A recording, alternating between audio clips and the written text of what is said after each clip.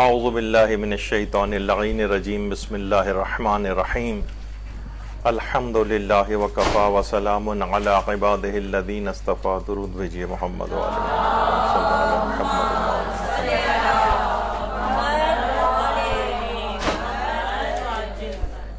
فقہی احکام میں مختلف موضوعات پر ہماری گفتگو جاری ہے، اور اس میں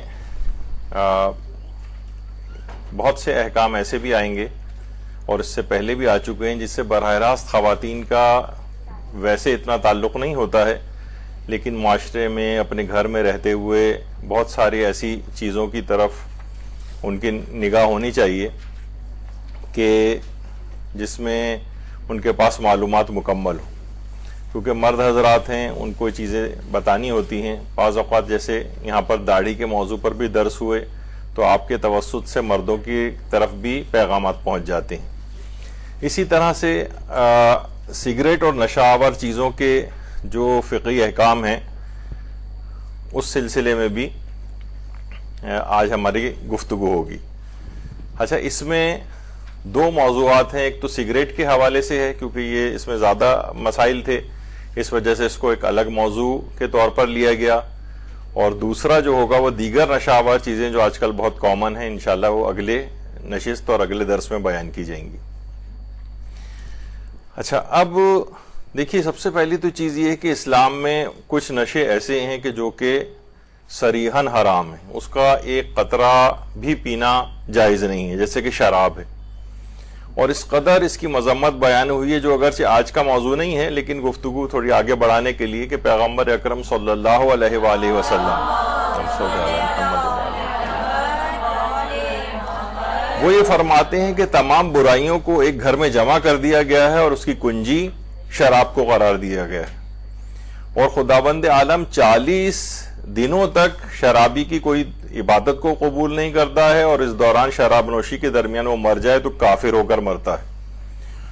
اور ملعون ہے وہ شخص جو کسی ایسے دسترخوان پر بیٹھے کہ جہاں پہ شراب پی جاتی ہو. خود اس دسترخوان پر بیٹھنے کے الگ سے فقہی احکام ہیں جو انشاءاللہ جو اگلی گفتگو ہوگی ہماری اگلے اتوار کو، اس میں اس کی تفصیل آئے گی. اور یہ جو نشہ آور چیزیں ہیں، البتہ اس کے اندر براہ راست سگریٹ شامل نہیں ہوتی ہے، وہ بھی آگے چل کر اس کے فقہی احکام بیان ہوں گے، لیکن عام طور پر وہ چیزیں کہ جو کہ مسکرات کہلاتی ہیں، نشہ آور چیزیں کہلاتی ہیں، چرس ہے، افیم ہے، گانجا ہے، اور اس طرح کی جو اور چیزیں ہیں، شراب وغیرہ. تو اس کے متعلق ہمارے چھٹے امام جعفر صادق علیہ الصلوۃ والسلام فرماتے ہیں کہ بے شک دنیا میں نشہ والی چیزوں سے سیراب ہونے والے پیاسے مریں گے، پیاسے ہی اٹھائے جائیں گے اور پیاسے ہی جہنم میں داخل کیے جائیں گے. تو بہت شدید ان لوگوں کا عذاب ہوگا. اور اس طرح کی بہت ساری چیزوں کے ہمارے پاس یہاں پر سوالات آتے ہیں. خواتین بہت زیادہ پریشان ہیں، نوجوانوں میں اور مرد حضرات میں خاص طور پر یہ بیماری اس طرح کی نشہ آور چیزوں کی، خاص طور پر شراب کی، بھی بہت کامن ہوتی جا رہی ہے. آج سے تقریباً 10-15 سال پہلے، 20 سال پہلے اگر شراب کی کوئی بات آتی بھی تھی تو عام طور پر علماء حضرات صرف نظر کر کے اس سے گزر جاتے تھے کہ معاشرے میں مومنین کے درمیان یہ رائج نہیں تھا. لیکن اب جس طرح کے سوالات آ رہے ہیں اس سے معلوم یہ چل رہا ہے کہ بہت زیادہ یہ چیز رائج ہوتی جا رہی ہے معاشرے میں. تو بہرحال یہ تو نشہ آور چیزیں ہو گئیں. اچھا، ایک تو پہلا فقہی حکم اس میں یہ ہے کہ کون کون سی نشہ آور چیزیں پینی تو حرام ہے، استعمال ان کا حرام ہے، کھانا پینا ان کا حرام ہے، لیکن وہ نجس بھی ہیں یا نہیں. تو یہ دماغ میں رہے. بہرحال آیت اللہ سیستانی نے بھی اس بات کو لکھا ہے کہ صرف اور صرف شراب نجس ہے. اس کے علاوہ دوسری تمام وہ چیزیں کہ جو کہ انسان کو مست کرتی ہیں، یعنی نشہ لے کر آتی ہیں، وہ نجس نہیں ہیں، لیکن ہر حال میں بہرحال ان کا استعمال حرام ہے. مثلا چرس ہو سکتا ہے، یعنی نشاور چیزوں میں تو شامل ہے البتہ، اور اس کا پینا بھی حرام ہے، لیکن یہ کہ بہرحال نجس نہیں. ہاتھ پہ ہمارے لگ جائے، ہماری جیب میں رکھی ہوئی ہو اور وہ کسی چیز سے ٹکرا جائے، یا مثلا کسی مایا چیز کے اندر مکس ہو جائے، تو وہ چیز نجس نہیں ہوتی، لیکن اس کا پینا ضرور حرام ہوتا ہے سوائے شراب کے. البتہ اس کی تفصیل وہ انشاءاللہ ہماری اگلی نشست میں ہوگی. البتہ سگریٹ جو ہے، دیکھیے یہ جو ہے پہلے تو یہ کہ کچھ بزرگ حضرات بیٹھ کے پیتے ہوئے نظر آتے تھے، اور لیکن اب دیکھنے میں آ رہا ہے کہ خواتین بھی سگریٹ جو ہے پیتی ہیں. بزرگ خواتین پنجاب میں تو کافی کامنلی دیکھنے میں بھی نظر آتا ہے، خواتین اس انداز سے سگریٹ پی رہی ہیں، بوڑھی خواتین، یا اور علاقوں کے اندر بھی اس طرح سے دیکھنے میں آتا ہے نظر. لیکن بہت سے معاشرے ایسے ہیں کہ جہاں پر نوجوانوں کے اندر بھی، چاہے وہ خواتین کی ہی کیوں نہ ہوں، یہاں پہ بھی بہت چیز کامن ہو گئی ہے، ذرا ایلیٹ کلاس کے اندر نسبتاً زیادہ ہے، یا بہت ہی زیادہ جو معاشرے میں معاشی لحاظ سے ذرا پسماندہ طبقات ہوتے ہیں اس کے اندر بھی یہ چیز آ گئی.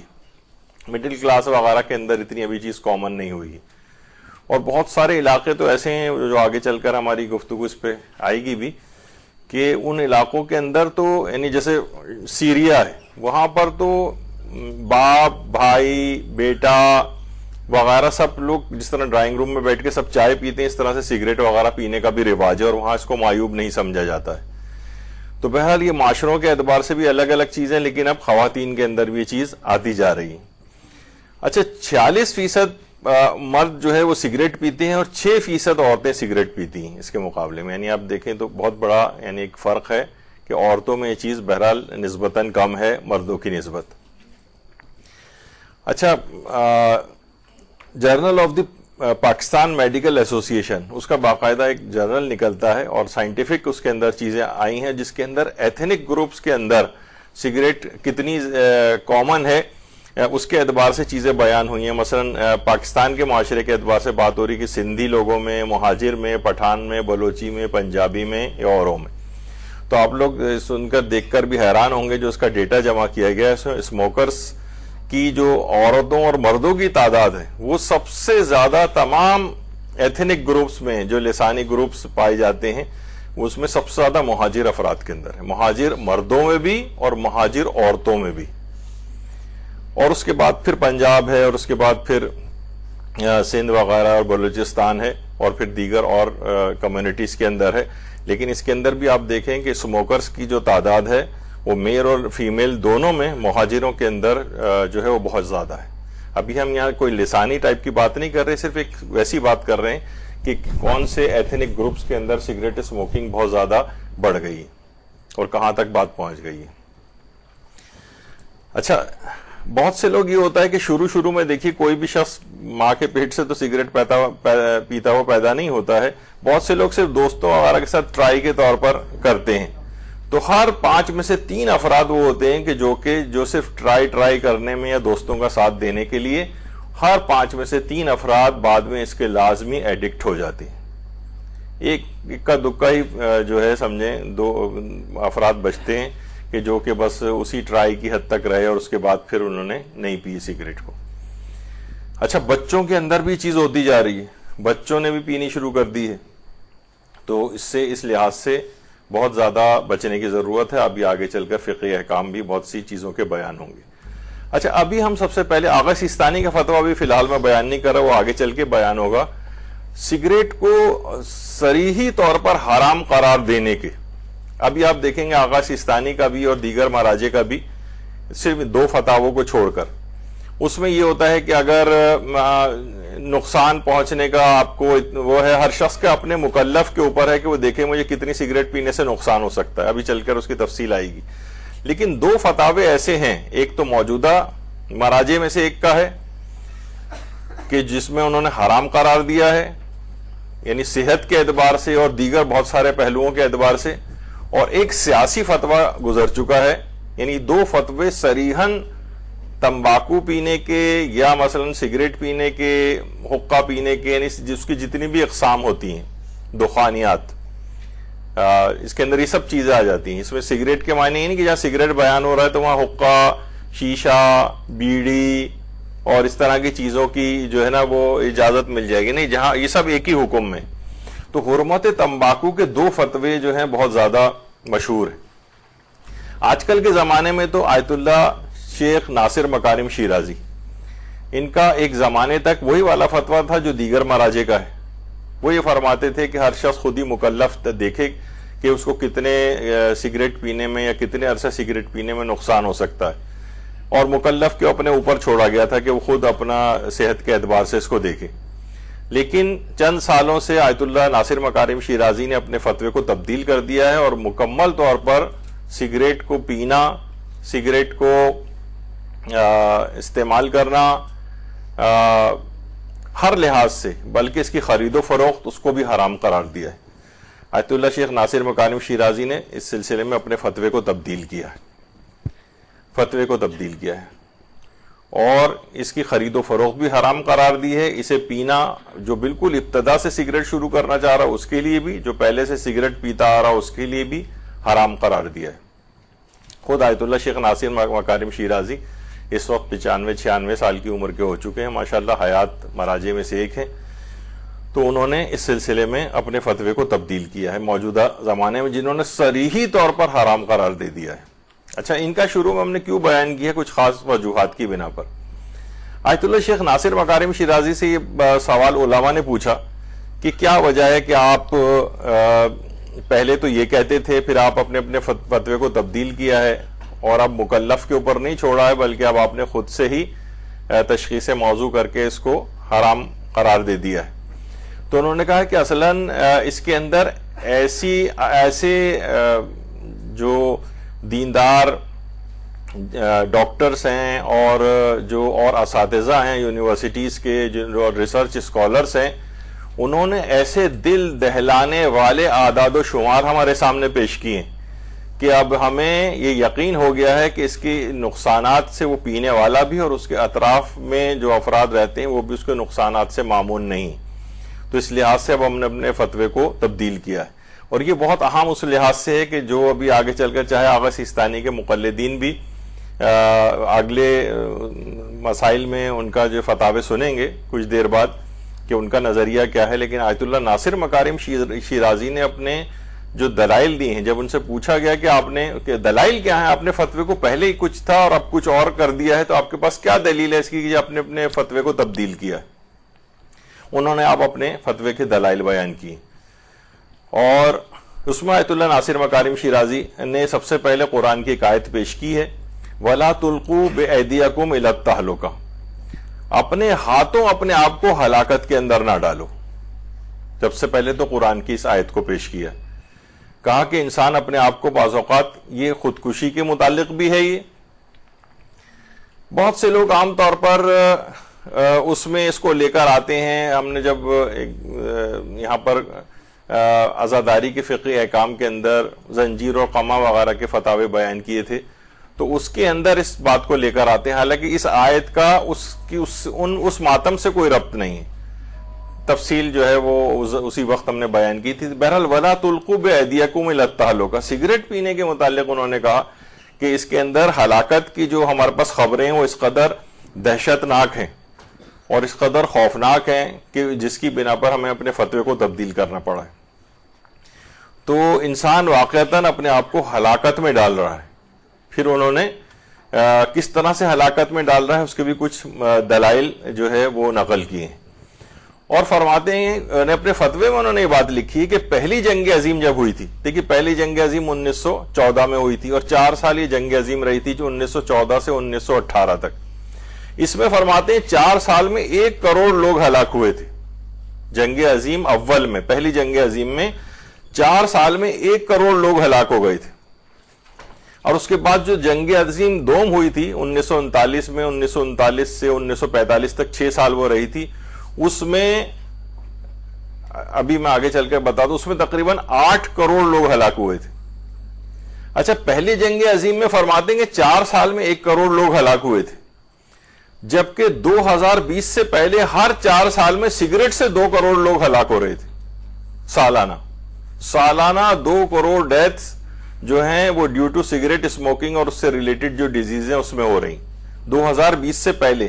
یعنی اس میں پہلی جنگ عظیم کتنی تباہ کن پہلی جنگ عظیم تھی، لیکن اس میں 4 سال میں 1 کروڑ لوگ ہلاک ہوئے تھے، لیکن 2020 سے پہلے ہر 4 سال میں سگریٹ سے 2 کروڑ لوگ ہلاک ہو رہے تھے.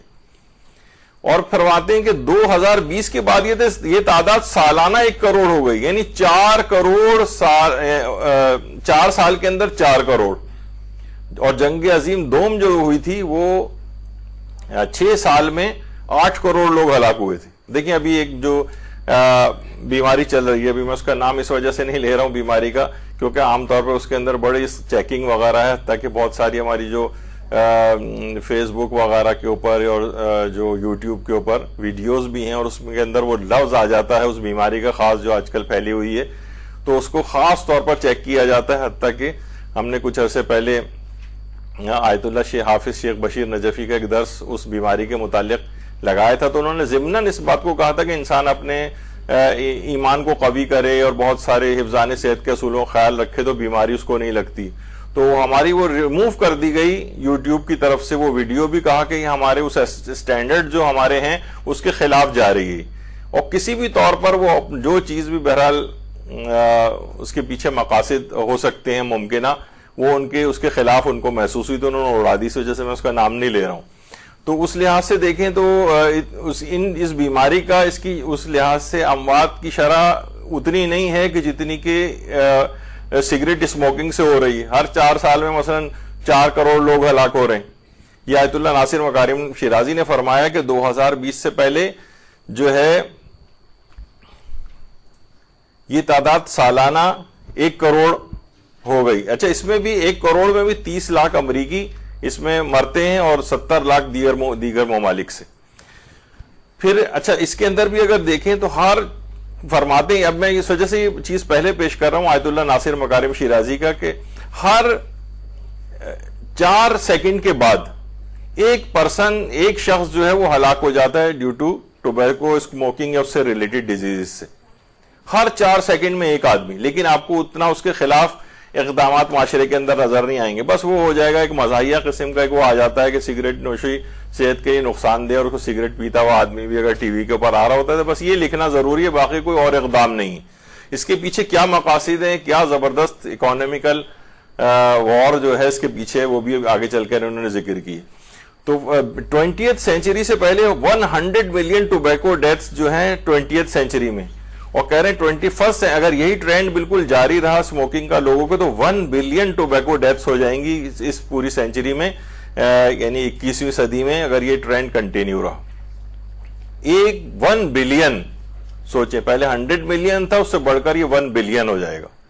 لیکن پوری دنیا ایک خاص ایک بس بیماری کے پیچھے اپنی ساری چیز لگا رہی ہے, اور اس کے پیچھے اس کے اوپر کوئی اور محقق جو ہے وہ کر سکتا ہے کہ تمام چیزوں سے آنکھیں بند کر کے فقط ایک ہی چیز کو کیوں کیا جا رہا ہے. یہ بہرحال ایک شک و شبے والی بات بنتی ہے.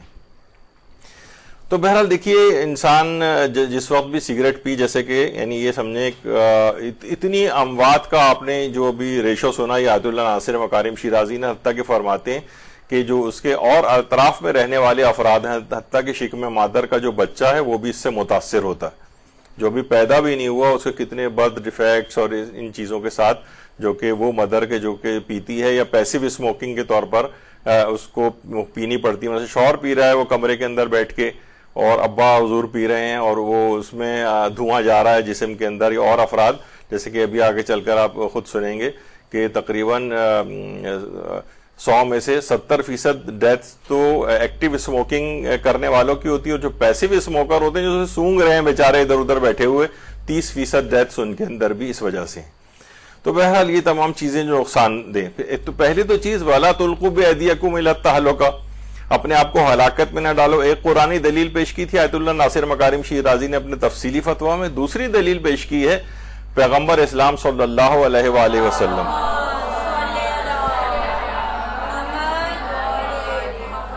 وہ ہے لا ضرر ولا ضرار فی الاسلام. پیغمبر اکرم کی حدیث کہ انسان کو نہ تو نقصان اٹھانے کا حکم ہے اور نہ نقصان دینے کا حکم ہے. نہ نقصان کسی کو دے اور نہ خود نقصان اٹھائے.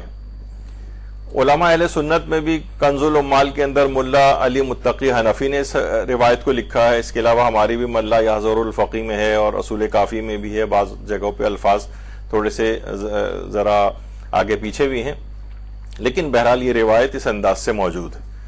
آیت اللہ سیستانی نے اپنی تقریرات کے اندر پورا ایک فقہی اصول بن گیا ہے یہ حدیث کے الفاظ, لا ضرر ولا ضرار فی الاسلام. اسلام میں نہ تو ضرر پہنچانے کا حکم ہے اور نہ ضرر اٹھانے کا حکم ہے.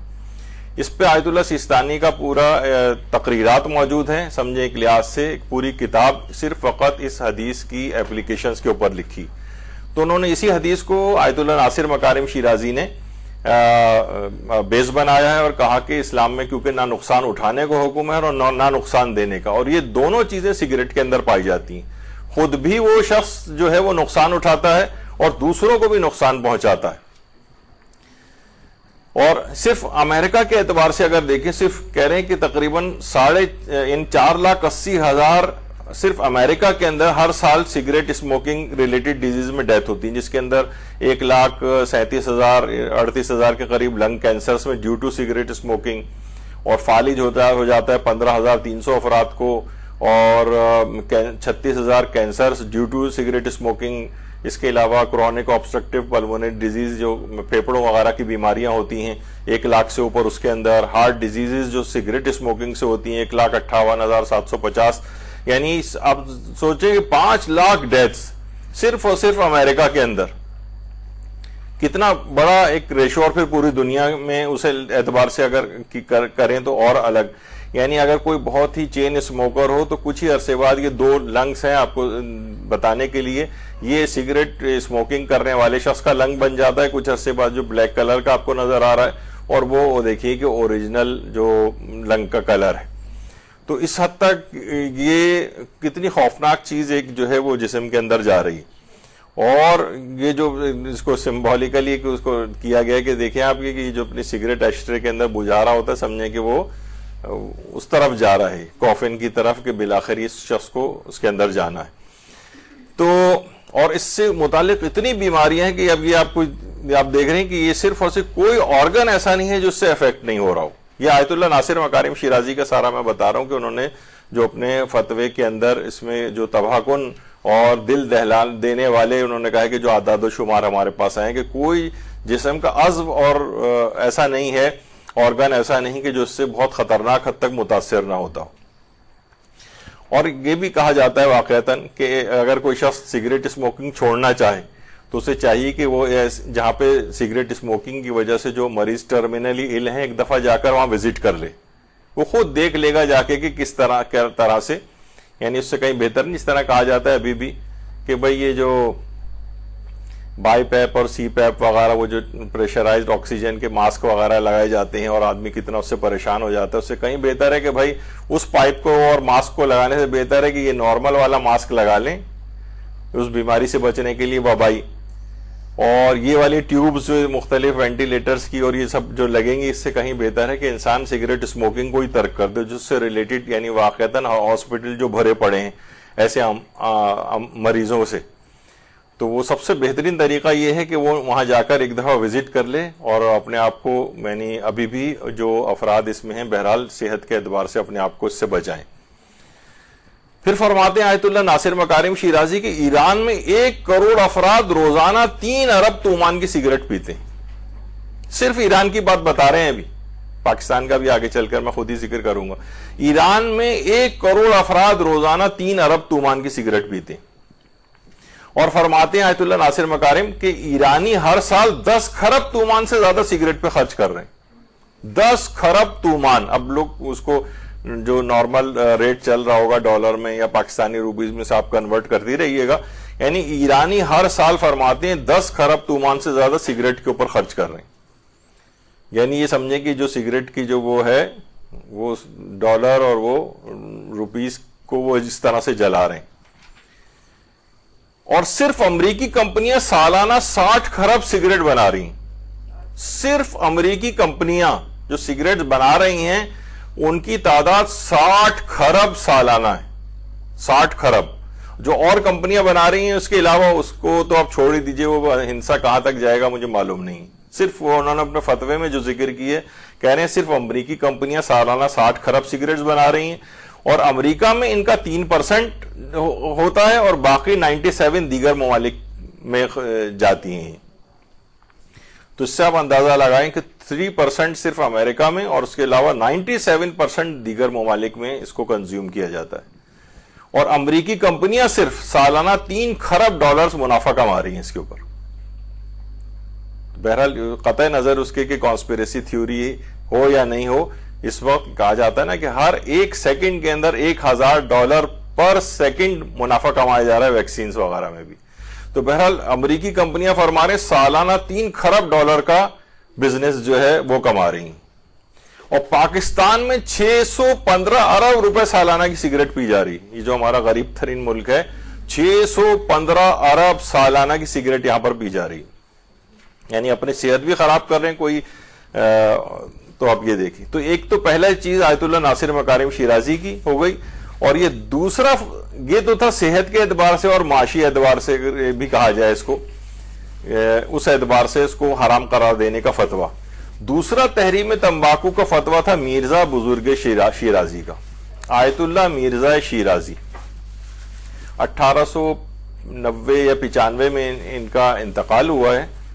اور آیت اللہ مرزا شیرازی یہ شیخ مرتضی انصاری کے شاگرد تھے، اور خود ان کے اپنے شاگرد بھی آیت اللہ سید محمد کاظمی یزدی، جن کی یہ عروۃ الوثقی کتاب ہے، وہ انہی کے شاگرد تھے. اس کے علاوہ مرزا تقی شیرازی وہ انہی کے شاگرد تھے. ملا کاظم خراسانی وہ ان کے شاگرد تھے. آیت اللہ شیخ فضل اللہ نوری مشروطہ والی تحریک والے وہ ان کے شاگرد تھے. تو اتنے بڑے بڑے اور شاگرد ان کے تھے، اور یہ خود شیخ مرتضی انصاری کے تھے. انہوں نے ایک سیاسی فتویٰ دیا تھا سگریٹ اور تمباکو کے سلسلے میں. اس زمانے میں جس طرح ایسٹ انڈیا کمپنی یہاں پر آئی تھی انڈیا میں، اور جو اب یہ پاکستان اور انڈیا دونوں کا ہے، اور وہاں پر آ کر انہوں نے اپنے پنجے گاڑ لیے تھے صرف تجارتی طور پر. تو اور اس کے بعد پورا قبضہ کرتے چلے گئے تھے. تو اسی طریقے سے ایک ایرانیوں کے ساتھ بھی انہوں نے معاہدے کیے تھے یورپ کی کمپنیوں نے، اور وہ تمباکو یہاں پر تمباکو کے ذریعے ایران میں انٹر ہونا چاہ رہے تھے. تو آیت اللہ مرزا شیرازی بزرگ نے فتویٰ دیا اس سلسلے میں، اور یہ ان کی اپنی تحریر ہے فتوے کی. بسم اللہ الرحمن الرحیم. الیوم استعمال تمباکو و توتون بأی نحو کانا در حکم محاربہ امام زمان صلوات اللہ علیہ است. اللہم صلی علی محمد. فرماتے ہیں الیوم آج کے روز تمباکو اور تمباکو سے ریلیٹڈ اور جتنی بھی اس طرح کی چیزیں ہیں ان کا استعمال کرنا ایسا ہی ہے جیسے امام زمانہ علیہ السلام سے جنگ کی جائے. اور اس کے بعد یہ بس مختصر سا فتویٰ انہوں نے دیا، اور پورے ایران کے اندر ایک تہلکہ مچ گیا کہ کتنے لوگ اس زمانے میں ایڈکٹ تھے، حتیٰ کہ جو زمانے میں بادشاہ تھا سلطان ناصر الدین شاہ قاجار، جو زمانے میں بادشاہ تھا ایران کا، یہ خود بھی تمباکو کا بہت عادی تھا. بہت زیادہ تمباکو پیا کرتا تھا، حقہ پیا کرتا تھا، سگریٹ وغیرہ پیا کرتا تھا. تو انہوں نے حکم جاری کر دیا، حتیٰ کہ بادشاہ کی جو اپنی بیوی تھی وہ بھی اس کی بہت عادی تھی. لیکن انہوں نے کیا کیا کہ سب نے اپنے اپنے حقے توڑ دیے، اور بادشاہ کے محل سے بھی تمام حقے غائب کر دیے گئے. اب اگلے دن بادشاہ نے آیا اور کہا کہ میرا حقہ لے کر آؤ، تو اس نے کہا کہ نہیں، حقے تو ہٹا دیے گئے سارے. کہا کس کے حکم سے ہٹائیں؟ تو بادشاہ کی بیوی نے کہا سلطان ناصر الدین شاہ قاجار کی کہ اسی کے حکم سے ہٹائے ہیں جس کے حکم سے میں آپ کے اوپر حلال ہوئی تھی. یعنی مجتہد کے حکم سے اسی نے یہ حکم جاری کیا ہے. بہرحال بادشاہ کچھ نہیں کر سکا، اور اس کے بعد یہ جو ایک پوری تحریک ہے جسے نہضت تمباکو کہا جاتا ہے، پورے ایران سے جتنے بھی حقے تھے سارے کے سارے توڑ دیے گئے، سارے تمباکو، اور پوری وہ دشمنوں کی سازش ناکام ہو گئی کہ ایران میں جس انداز سے وہ لوگ داخل ہونا چاہ رہے تھے. یہ تحریم تمباکو کا جو فتویٰ ہے، ایک تو میں نے کہا کہ صحت کے اعتبار سے جو اس کے آیت اللہ ناصر مکارم شیرازی کا جو بالکل دو ٹوک قسم کا جسے فتویٰ کہا جائے، اور ایک سیاسی نوعیت کا فتویٰ تھا آیت اللہ شیرازی کا. تو بہرحال یہ دو اس لحاظ سے بہت ہی اہم فتاوے گزرے. اچھا اب آ جائیے آیت اللہ سیستانی کیا فرماتے ہیں. اچھا اس کے اندر دو طرح کے لوگوں سے عام طور پر لوگ سوال پوچھتے ہیں. کہا کہ ایک تو مبتدا کے اعتبار سے اور ایک معتاد کے حوالے سے. مبتدا کیا یعنی جو بالکل ابھی سگریٹ نوشی شروع کرنا چاہ رہا ہے اس کے لیے پینا کیسا ہے. اور دوسرا معتاد. معتاد وہ ہے جو پہلے سے پیتا ہوا آ رہا ہے, اب عادی ہو چکا ہے, بار بار پیتا ہے, ایڈکٹ ہو گیا ہے مثلا اس کا. تو یہ علماء سے عام طور پر سوال کیا, اور لوگوں کے دماغ میں یہ عام طور پر ہوتا ہے کہ, اور مشہور بھی ہوا یہ, بعض آیت اللہ خوئی کے حوالے سے بھی بات مشہور ہوئی تھی, آیت اللہ سیستانی کے اعتبار سے بھی مشہور ہوئی کہ جو پہلی دفعہ پینا چاہ رہا ہے اس کے لیے پینا حرام ہے, جو پہلے سے پیتا آ رہا ہے اس کے لیے جائز ہے. یہ اس قسم کی بات مشہور ہوئی. تو دیکھیے چاہے مبتدا ہو یعنی جو بالکل ابتدائی طور پر ہو, یا معتاد جو پہلے سے پیتا آ رہا ہو, بہرحال یہ کہ اگر آہستہ آہستہ اس کا نقصان, یعنی بالکل اطمینان ہو کہ یہ آگے چل کر ابھی پیتے جائیں گے لیکن یہی چیز آگے چل کر نقصان پہنچائے گی, تو اس میں اس مسئلے کے لحاظ سے کوئی فرق نہیں بنے گا, چاہے ابتدائی طور پر کوئی شخص سگریٹ پینا شروع کر رہا ہے یا یہ کہ کوئی پہلے سے پیتا آ رہا ہے. صحت کے لیے اگر نقصان چاہے مستقبل میں ہی کیوں نہ ثابت ہو جائے تو اول سے بھی اس کا پینا حرام ہو سکتا ہے, لیکن ابھی نقصان کی بھی بات ابھی آگے چل کر آئے گی. تو بہرحال ابتدائی طور پر تو ظاہر ہے جسم کا دیکھیے ہر عضویز کے اندر وہ ہوتا چلا جاتا ہے, دانت بھی خراب ہونے لگتے ہیں, پھیپڑوں کی صورتحال اس سے پہلے آپ دیکھ ہی چکے ہیں.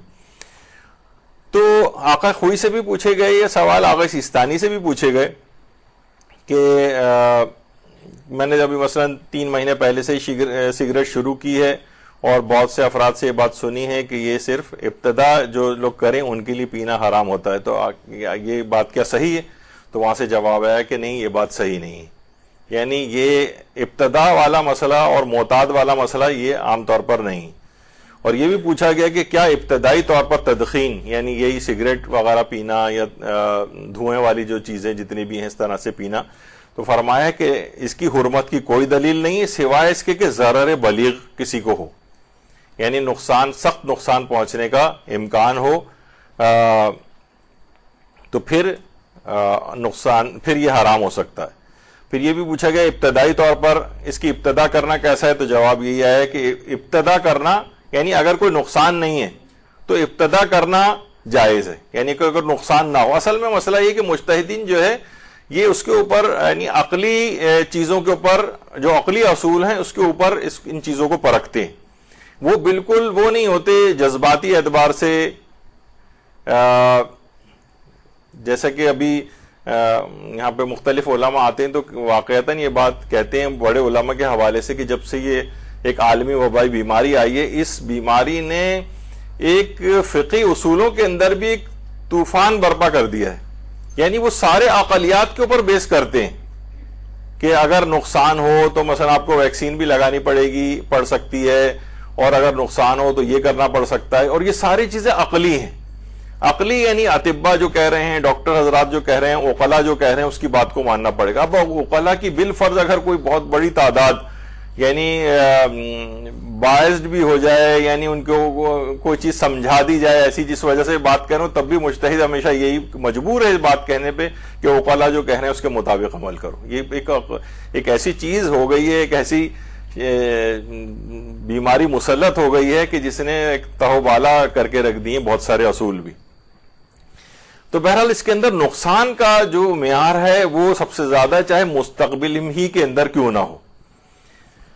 اچھا, آیت اللہ سیستانی سے کے مطابق یعنی جو جوابات دیے جاتے ہیں اس میں ایک اگر کوئی ابتدائی بندے کے لیے سگریٹ نوشی کا کیا حکم ہے, تو اگر سگریٹ نوشی سے اسے کافی ضرر ہو, کافی زیادہ, ابھی اس کا معیار آئے گا, تو اگرچہ یہ ضرر مستقبل ہی میں کیوں نہ ہو, مستقبل میں ہوگا, تو مبتدا کے لیے بھی سگریٹ نوشی حرام ہے. لیکن اگر وہ کم مقدار میں سگریٹ نوشی کرتا ہے جس سے کافی ضرر واقع نہیں ہوتا تو پھر اس کے لیے جائز ہے. مثلا اکا دکا کبھی کوئی سگریٹ پی لے, اگرچہ اس پہ بھی آگے چل کر ہم ایک گفتگو کریں گے کہ عقلاء کے نزدیک یا ڈاکٹرز کے نزدیک, ابھی آگے چل کے وہ بات بھی آئے گی. تو معیار کیا ہے, وہ بہت زیادہ نقصان ہے چاہے مستقبل میں کیوں نہ ہو, بہت معمولی سا نقصان ہے. پھر اگلا سوال پوچھا گیا سگریٹ نوشی کے عادی بندے کے لیے کیا حکم ہے, وہ تو ابتدا کرنے والے کے لیے تھا. تو پھر یہ ہے کہ سگریٹ نوشی کے عادی انسان کو اگر سگریٹ نوشی جاری رکھنے سے کافی ضرر واقع ہو تو سگریٹ نوشی کا ترک کرنا ضروری, کافی ضرر اگر اس سے ہو رہا ہے. اور پھر اگلا سوال ہے کہ گھر گاڑی آفس میں ایسے مومنین کے قریب بیٹھ کر سگریٹ نوشی کرنا کیسا ہے جو سگریٹ نوشی نہیں کرتے؟ کیا یہ کام جائز ہے؟ تو جواب ہے کہ سگریٹ نوشی کرنے والے کو اگر یہ معلوم ہے کہ میری سگریٹ نوشی سے ساتھ والے مومنین کو اذیت ہو رہی ہے اور انہیں سگریٹ کے دھوئیں سے ضرر اور نقصان ہوتا ہے اور سگریٹ نوشی سے انہیں تنگی محسوس ہوتی ہے، تو ایسی صورت میں سگریٹ نوشی وہاں کرنا حرام ہے۔ یہ عام طور پہ لوگ اس کا خیال نہیں کر رہے ہوتے اور گھر میں کمرے کے اندر بیٹھ کے پی رہے ہیں۔ جو لوگ بیچارے پریشان ہو رہے ہیں، یعنی کیونکہ میں خود بھی خدا کا شکر ہے کہ اس سے محفوظ ہوں، اور مجھے بہت بری بھی محسوس ہو رہی ہوتی ہے جس وقت کوئی سگریٹ پی رہا ہوتا ہے، یعنی واقعتاً اذیت ہوتی ہے۔ تو میں خود بھی محسوس کر سکتا ہوں کہ واقعتاً لوگ جو ہے نا اذیت محسوس کرتے ہیں جو سگریٹ، تو ان افراد کے لیے کہ جو سگریٹ پیتے ہیں اور وہ لوگ کیونکہ عادی ہیں، ان کو دھوئیں میں ویسے ہی مزہ آتا ہے۔ بلکہ ہمارے برادران اہل سنت کے ایک عالم مولانا اشرف علی تھانوی کہتے تھے، یعنی مزاح کے طور پہ کہتے تھے، سگریٹ نوشی والے اپنے آپ کو نہ لے جائیں اس میں، وہ کہتے تھے کہ کیا ایک دوسرے کو دیکھ کے کہتے تھے جو سگریٹ نوشی کرتا تھا، کیا جہنمیوں جیسی شکل بنا رکھی ہے، یعنی اندر بھی دھواں باہر بھی دھواں ہر جگہ دھواں، جس طرح جہنم کے اندر ہوتا ہے۔ تو بہرحال تو ان کے لیے اذیت ناک ہوتا ہے جو افراد سگریٹ نوشی نہیں کرتے۔ اچھا، اگر کسی کو اب مسئلہ یہ کہ یقین ہو کہ مجھے اس سے نقصان ہوگا تو سگریٹ نوشی کرنا حرام ہے۔ یقین ہے، اچھا نقصان کون سا والا، وہ بھی ابھی آگے آئے گا۔ یقین ہو کہ نقصان ہوگا تو یہ حرام ہے سگریٹ نوشی کرنا آقا سیستانی کے فتوے میں۔ ظن ہے اگر کہ نقصان ہوگا تب بھی حرام ہے، کیونکہ یہاں جو سینئر طالبات اگر بیٹھی ہیں تو ان کو ہم پہلے تفصیل سے بتا چکے ہیں کہ دیکھیے وہم سے لے کر اور یقین تک جو ہے نا کچھ مرحلے ہیں۔ 0% جو خیال آپ کے دماغ میں ہوتا ہے نا اسے کہتے ہیں وہم۔ 1% سے لے کر 49% تک کا جو خیال ہوتا ہے اسے کہتے ہیں احتمال۔ 50% شک، 51 سے لے کر 98 تک ہوتا ہے ظن، 99% اطمینان اور 100% یقین۔ یہ بہت زیادہ شکیات نماز کے مسئلوں میں پیش آتا ہے، نجاست و طہارت میں مسئلہ پیش آتا ہے، اس کو سمجھنا چاہیے۔ یہ میں نے اپنے الفاظ میں کر کے بتایا پرسنٹیج بنا کے، ورنہ فقہی اعتبار سے یا جیسے شک ہے تو اس کو کہا جاتا ہے تساوت طرفین، ایسا خیال جس کے دونوں پہلو بالکل برابر، اسے ہم نے 50% کہہ دیا۔ اور کوئی ایک پہلو اگر زیادہ ہو جائے گا، وہ 51 ہو گیا تو دوسرا 49 ہو گیا، تو 51% والا جو ہے ظن ہے، یہ چلتا ہے 51 سے لے کر 98 تک، اور 99% کوئی خیال ہوتا ہے اسے کہتے ہیں اطمینان، اور 100% تو یقین ہوتا ہے۔ یعنی 0% وہم، 1 to 49 احتمال، 50% شک، 51 سے 98 ظن، 99 اطمینان اور 100% یقین۔ تو آقا سیستانی کہتے ہیں یقین ہے کہ نقصان ہوگا تو حرام ہے، اور فرماتے ہیں اگر ظن بھی اگر کسی کو ہو رہا ہے، یعنی 51 سے لے کر اور زیادہ پہلو والا کہ نہیں مجھے اس سے نقصان ہو رہا ہے یا نقصان ہوگا، اور ایسا نقصان وہ بھی ابھی آگے چل کر آئے گا کہ اگر ظن بھی اگر ہو رہا ہے نا آپ کو، یعنی تو بھی آپ کے لیے پینا حرام ہوگا۔ اچھا، حرام قرار دینے کے لیے کس قدر نقصان ضروری، کس قدر نقصان؟ تو احتمال ہو کہ ضرر ہوگا، اور ضرر معتدن بہی ہوگا، یعنی بہت زیادہ ضرر ہوگا، بہت زیادہ ضرر، اور احتمال عقلائی ہو، عقلاء کے نزدیک احتمال ہو کہ بھئی تو بہت زیادہ ضرر ہوگا۔ اچھا، اس میں لوگ بہت سے یہ بات کہہ سکتے ہیں کہ عقلاء کہیں یا ڈاکٹرز کہیں۔ دیکھیے اس میں بھی شریعت نے بہت دقیق بات کہی ہے، یعنی عقلاء کا لفظ استعمال کیا ہے، ورنہ کہنا چاہیے تھا بھئی ڈاکٹرز کہہ دیں۔ دیکھیے اگر ڈاکٹر سے آپ پوچھیں گے نا، پہلے ایک اور مسئلہ بتاؤں، عام طور پر آپ لوگوں کی تو ابھی تک کلاس نہیں ہوئی، لیکن جو بہت سینئر کلاس کی کچھ خواتین یہاں موجود ہوں تو یہاں پر موسیقی اور گانے کے فقہ احکام کے موضوع پر کئی کلاسز ہوئی تھیں۔ تو اس میں عرف جسے گانا کہے ایک چیز یہ آئی تھی، لوگ معاشرہ۔ اچھا، معاشرہ میں کون سا والا معاشرہ؟ دیندار لوگوں کا معاشرہ؟ تو ہم نے کہا تھا کہ نہیں، دیندار لوگوں کے معاشرے سے نہیں پوچھنا، کیونکہ دیندار معاشرہ تو کوئی بھی دیندار شخص تو جو بھی اچھی آواز سے کوئی چیز پڑھ رہا ہوگا اسے کہہ دے گا یہ گانا ہے، اس سے نہیں پوچھنا۔ پوچھنا ہے عام افراد سے، کیا یہ آواز اس آواز کی مانند ہے جس طرح سے محفل لہو و لعب یا موسیقی کی محفلوں میں گلوکار وغیرہ نکالتے ہیں، اس سے ملتی جلتی آواز ہے کیا؟ یہ اگر آپ کسی اس سے پوچھیں گے دیندار آدمی سے تو دیندار آدمی ہمیشہ اس کے اندر جو ہے نا ایکسٹریم پہ چلا جائے گا فوراً, اور ذرا سی بھی کوئی اچھی آواز میں کوئی چیز پڑھے گا نا, مثلا آپ نے دیکھا ہوگا وہ جمیل الدین علی جو ہے دوہے پڑھا کرتے تھے, اور ترنم سے کوئی شاعر اگر کوئی شاعری بھی کر رہا ہو تو ہر دیندار آدمی کہے گا بھئی یہ تو گانے کے طرز پہ پڑھ رہا ہے اور جائز نہیں, حالانکہ وہ حرام تک نہیں پہنچتی بہت سی چیزیں اس میں.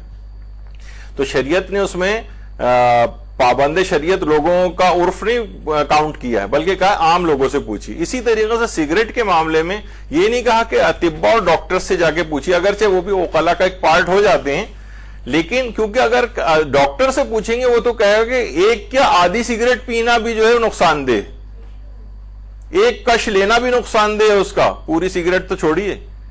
تو اس وجہ سے ڈاکٹر سے نہیں پوچھنا, یہ ایک سگریٹ کا ایک کش لینے سے حرمت کا حکم نہیں آئے گا.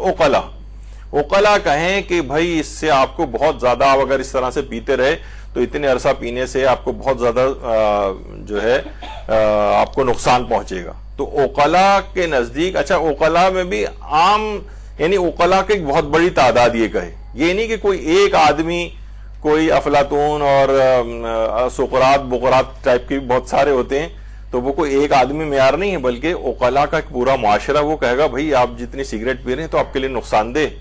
لیکن کوئی مثلا بالفرض اگر ایک سگریٹ پی رہا ہے اور کئی دن بعد پھر دوسری سگریٹ پی رہا ہے مثلا, تو عقلاء نہیں کہیں گے کہ اس کے لیے مستقبل میں کوئی بہت بڑا خطرہ ہے. تو آقا سیستانی کے فتوے میں یہ اس قدر حرمت کے لیول تک نہیں پہنچے گا.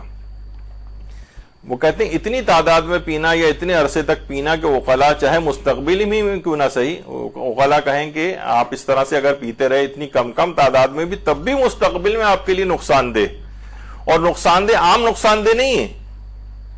جیسے کوئی کہے کہ جناب مجھے سگریٹ پینے سے تیزابیت ہو جاتی ہے, تو تیزابیت معدے میں ہونا یہ اتنا بڑا ضرر نہیں ہے کہ جس سے آج حرمت کا فتویٰ دیا جا سکے.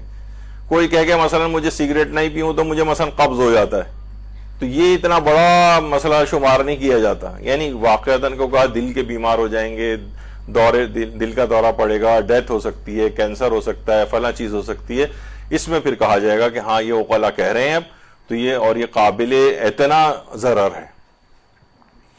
اچھا اگر اطمینان ہو کہ اس قدر کم سگریٹ پیئیں گے تو نقصان نہیں ہوگا, تو پھر آقا سیستانی کے نزدیک حرام نہیں.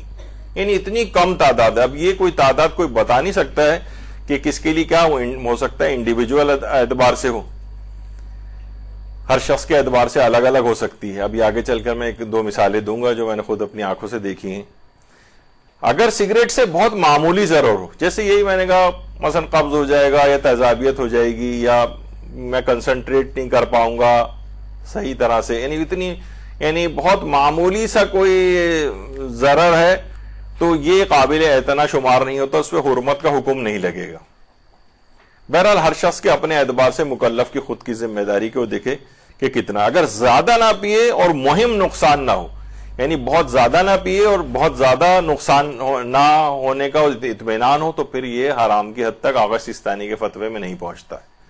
لیکن بہرحال وہ جو آپ نے اس سے پہلے جب بھی میں نے آیت اللہ ناصر مکارم شیرازی کہ سارے وہ جو انہوں نے نقصانات اپنے فتوے کے اندر بیان کیے ہیں, جو انہوں نے تمام ڈیٹا جمع کیا ہے مختلف جگہوں سے, اور اس کے کتنے اور پہلو بھی ہیں معاشی اور جو ہیں وہ بھی آپ کے سامنے ہیں. تو بہرحال یہ ایک نقصان دہ سودا تو لگتا ہے, لیکن بہرحال مجتہد اس میں زیادہ دخل نہیں دیتا, وہ ہر آدمی پہ خود ہی چھوڑتا ہے, جیسے کہ آیت اللہ سیستانی.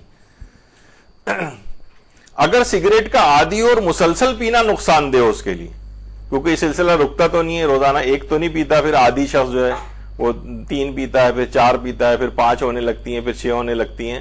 اس طرح سے بہت سے لوگ تو صرف ایک سگریٹ صبح میں ایک دفعہ صرف سلگاتے ہیں, پھر ایک سگریٹ سے ہی دوسرے سگریٹ کو کرتے جاتے ہیں اس طرح سے. تو بہرحال سگریٹ کا عادی اسے پینا مسلسل نقصان دہ ہو تو پھر حرام ہو جائے گا. اچھا اگر ترک سگریٹ میں ضرر شدید ہو, یہ بھی علماء نے ایک احتمال کے طور پر لوگوں نے سوال پوچھیں گے بھئی ہمیں سگریٹ پینے سے اتنا نقصان نہیں جتنا سگریٹ چھوڑنے سے نقصان ہو رہا ہے, ودڈرال سمٹمز ہو رہے ہیں. ابھی آگے چل کر ہم ویسے ذکر کریں گے, کیونکہ یہ ایک ہفتے سے زیادہ بہت ہوا تو ودڈرال سمٹمز جو 1 مہینے سے زیادہ نہیں ہوتے, تھوڑے دن انسان بس اپنے آپ کو روک کے رکھ لے, پھر یہ ودڈرال سمٹم جو ہوتے ہیں جب دور ہوتا ہے تو کچھ چیزوں میں, جیسے سگریٹ نوشی کے عادی افراد جو ہوتے ہیں رمضان آ جاتے ہیں ایک دم سے چھوڑتے ہیں, تو چڑچڑاپن آ جاتا ہے اور بہت پریشان ہوتے ہیں اور بس ادھر افطار کیا انہوں نے اور ادھر فوراً سگریٹ سلگاتے ہیں. تو وہ نکوٹین وغیرہ کے جو ودڈرال ہوتا ہے اس کی وجہ سے وہ سمٹم ہوتے ہیں, لیکن وہ زیادہ دن نہیں رہتے, مشکل سے 1 ہفتہ رہتے ہیں, کسی کو بہت زیادہ بھی ہوئے تو 1 مہینے سے زیادہ نہیں ہے اور آہستہ آہستہ فیڈ ہوتے جاتے ہیں. تو اگر ترک سگریٹ میں ضرر شدید ہو تو ظاہر ہے پھر ضرر شدید والی پہلو کو لینا پڑے گا, اور اتنی مقدار میں پھر پی سکتے ہیں کہ وہ ضرر شدید نہ ہو.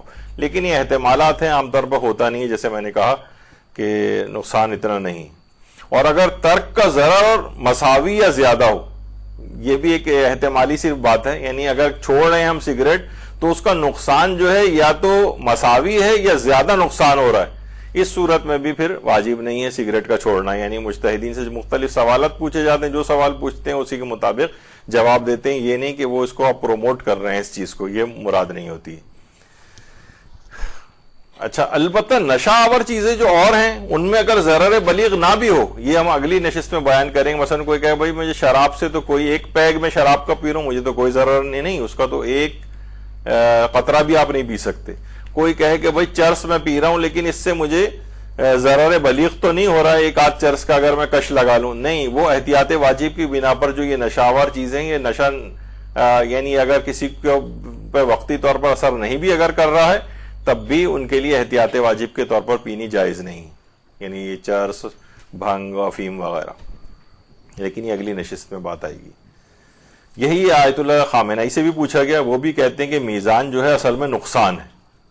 حکم تابع میزان ضرر آست, یعنی اس کا جو مین جو سگریٹ کو حرام قرار دینے کا جو میزان ہے وہ یہ ہے کہ نقصان ہوگا, اور نقصان قابل ملاحظہ ہوگا, اور دوسروں کے لیے, خود اپنے لیے اور دوسروں کے لیے اگر اذیت کا باعث ہے تو پھر جائز نہیں. یہ انہوں نے اپنے فتوے میں کہا, یعنی وہی کم و بیش آقا سیستانی والا فتویٰ رہبر معظم کا بھی. اچھا, بہت سے لوگ یہ سمجھتے ہیں کہ اگر ہم حقہ پیئیں تو حقہ جو ہے وہ نسبتاً بہتر ہے شاید سگریٹ سے, جبکہ یہ بات صحیح نہیں ہے, بلکہ حقہ یا شیشہ جو آج کل کہا جاتا ہے یہ سگریٹ سے زیادہ نقصان دہ چیز ہے. عام طور پہ لوگ کہتے ہیں بھائی کچھ نہیں ہے اس میں, تو شاید وہ پانی سے فلٹر ہو کے وہ آ رہا ہوتا ہے وہ, اور اس میں پانی ڈالا جاتا ہے حقے کے اندر, لوگ اپنی ایک چیز بنا لیتے ہیں. کئی گنا زیادہ خطرناک ہے حقہ سگریٹ پینے کے مقابلے میں. اچھا, اب جو شیشہ یا حقہ, جسے آج کل شیشہ جو طور پر بہت سارے ریسٹورنٹس بھی یہاں پر کھلے تھے, پھر ان کے خلاف کریک ڈاؤن ہوا, تو تقریباً مثلا اگر کوئی شخص 1 گھنٹہ سگریٹ نوشی کرتا ہے اور اس کے مقابلے میں 1 گھنٹہ شیشہ پیتا ہے وہ, تو سمجھیں کہ 200 ٹائمز زیادہ اسموک اس کے پھیپڑے کے اندر چلا جاتا ہے شیشہ پینے میں. اور بہت سے تو ایسے بھی ہیں کہ ایک کش ہی جو ایک گہرا لیتے ہیں اس میں پتہ نہیں 50 یا 60 سگریٹس کے برابر دھواں اندر سے ایک ساتھ جاتا ہے. تو بہت سارے نوجوان بڑے اس کے اندر, بہت سے, اب تو خیر ذرا کچھ سختی ہو گئی ہے, ورنہ ریسٹورنٹس وغیرہ کے اندر یہ رکھا جانا شروع ہو گیا تھا, حتیٰ کہ بچے بھی جا کر اس کو پینے لگے تھے. ایک بچی جو 12 سال کی تھی غالباً, وہ میرے پاس ایک کیس آیا تھا اور اس کو لنگ کینسر ہوا تھا, تو معلوم یہ چلا کہ اپنے والدین کے ساتھ جاتی تھی, وہ کش لیتے تھے, 1 آدھ کش یہ بھی لے لیتی تھی. کچھ دن یہ سلسلہ اسی طرح سے چلتا رہا, بعد میں پتہ چلا کہ اس کو جو ہے وہ اس کی برونکوسکوپی ہوئی اور پتہ چلا کہ کینسر لنگ کا اس کو اس وجہ سے ہو گیا. تو یہ نوجوان وغیرہ, کیونکہ اس میں سگریٹ نوشی کی نسبت اتنا زیادہ اسموک اندر جا رہا ہے, یعنی 200 ٹائم زیادہ جا رہا ہے. یعنی جتنی دیر میں اگر 1 گھنٹہ سگریٹ پیتے ہیں اس کے مقابلے 1 گھنٹہ کوئی بیٹھ کے اگر یہ پیے تو 200 گنا زیادہ, یا 200 سگریٹ کے برابر جو ہے وہ زیادہ جو ہے وہ چلا جاتا ہے. یعنی سوچیں آپ کہ کتنا زیادہ اس کے اندر. تو وہ لوگ جو کہتے ہیں کہ تو اس کی سمجھیں کہ لنگ جو ہیں وہ بس یہ اس انداز کے ہو جائیں گے اگر وہ اس طرح سے اس کو پیتا رہے گا. تو نوجوانوں کے اندر یہ چیز بہت کامن ہوتی جا رہی ہے اور یہ بہت زیادہ نقصان دہ ہے اس لحاظ سے. تو بہرحال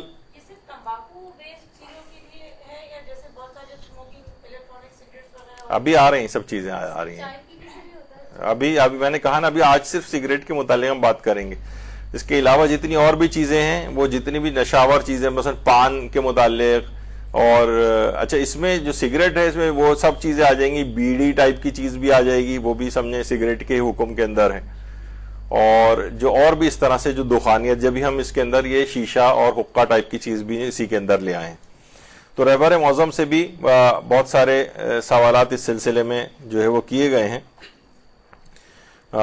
تو اس میں بھی انہوں نے یہی بات کہی ہے کہ اصل چیز جو ہے اس کے اندر جو ہے نقصان کا پایا جانا ہے، اور یہ ہر شخص مکلف خود طے کرے گا کہ مجھے کس قدر نقصان ہے۔ تو آپ نے دیکھا کہ صرف شیشہ پینے سے سمجھیں یہ اتنی سگریٹ، یہ صرف 1 گھنٹے کے شیشے پینے کے اندر 100-200 بلکہ 200 کے قریب سگریٹ جو ہے وہ ایک وقت میں انسان نے کنزیوم کر لیا، جو وہاں بیٹھ کے نوجوان اس انداز سے سگریٹ پی رہے ہوتے ہیں۔ یعنی یہ سوچیں کہ ایک ہی وقت میں وہ اتنی ساری سگریٹ جو ہے وہ جلا کے اپنے اندر لے کے جا رہا ہے۔ یہ اس کانسیپٹ کے لحاظ سے میں نے بتایا کہ لوگ کہتے ہیں اس میں تو چلیں کوئی بات نہیں ہے، حقہ پیا جا سکتا ہے، یہ اتنا نقصان دہ نہیں، یہ بھی اتنے ہیں، بلکہ بہت اس سے بھی کئی زیادہ نقصان دہ خواتین بھی اس کے اندر آ گئی ہیں، اور وہ بھی بیٹھ کے وہاں پر ایک فیشن کے طور پر ایک ہونے لگا ہے کہ بھئی چلیں ہم بھی کچھ کش لگا لیں اس طرح سے۔ بزرگ حضرات بیٹھے جو حقہ گڑگڑاتے رہتے تھے پہلے، تو وہ بھی اسی انداز سے نقصان دہ چیز ہے، اور دیہاتی خواتین کے اندر بھی حقہ پینا آج بھی بہت عام ہے، اور بزرگ حضرات بھی پیتے ہیں اس انداز سے۔ دکانیں جو کھل گئی ہیں بہرحال، لیکن اب یہ کہ اس کے اوپر کریک ڈاؤن ہوا ہے، بہت ساری جگہوں پہ قانون نافذ کرنے والے اداروں نے کچھ پابندیاں لگائی ہیں، لیکن بس وہ کاسمیٹک پابندی ہیں، ہر چیز اپنی راہ خود نکال لیتی ہے، انہوں نے اور متبادل راہیں ڈھونڈ لی ہیں۔ تو بس سمجھیں یہ کہ جو شیشہ یا حقہ ہے وہ اس طرح دیکھ لیجئے کہ وہ ایک سمجھیں ایک فائر ہو رہا ہے اندر، اور وہ ہلاکت خیز اس کا باعث بنے گا۔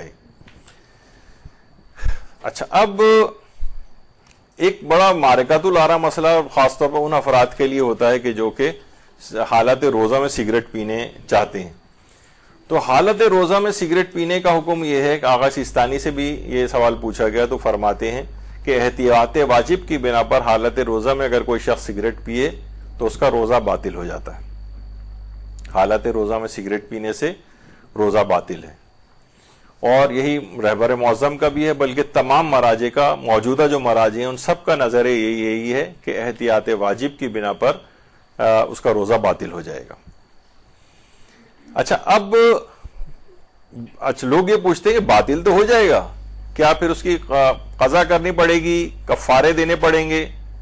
تو آیت اللہ خوئی اور آیت اللہ سیستانی کے فتوے میں احتیاط واجب کی بنا پر روزہ باطل ہے، اور اس کی قضا انجام دینی ہوگی، اس کی قضا احتیاط واجب کی بنا پر انجام دینی ہوگی، اور البتہ فرماتے ہیں کفارہ کوئی نہیں۔ تو کفارہ کوئی نہیں ہے کہ معنی یہ نہیں، یعنی آپ نے حالت روزہ جو رمضان کا جو واجب روزہ ہے اس کے اندر سگریٹ پی، تو روزہ توڑنے کا جو کفارہ ہے، روزہ توڑنے کا جو گناہ ہے وہ خود ہی اس قدر زیادہ ہے کہ امام فرماتے ہیں کہ روح ایمانی اس کے اندر سے نکل جاتی، جو رمضان کا ایک روزہ بھی نہ رکھے، جو اس انداز سے کوئی اپنا اگر روزہ باطل کر لے۔ تو سارے مراجع کہتے ہیں احتیاط واجب کی بنا پر اس کا روزہ باطل ہے، اور قضا اس کی انجام دینی ہوگی بعد رمضان، البتہ کفارہ کوئی نہیں۔ البتہ آیت اللہ اسحاق فیاض فرماتے ہیں کہ احتیاط واجب ہے کہ کفارہ بھی دینا ہوگا، لیکن بہرحال آقا سیستانی کے فتوے میں اور آیت اللہ خوئی وغیرہ بھی یہی کہتے تھے کہ نہیں، کفارہ نہیں دینا ہے، البتہ صرف قضا کرنی۔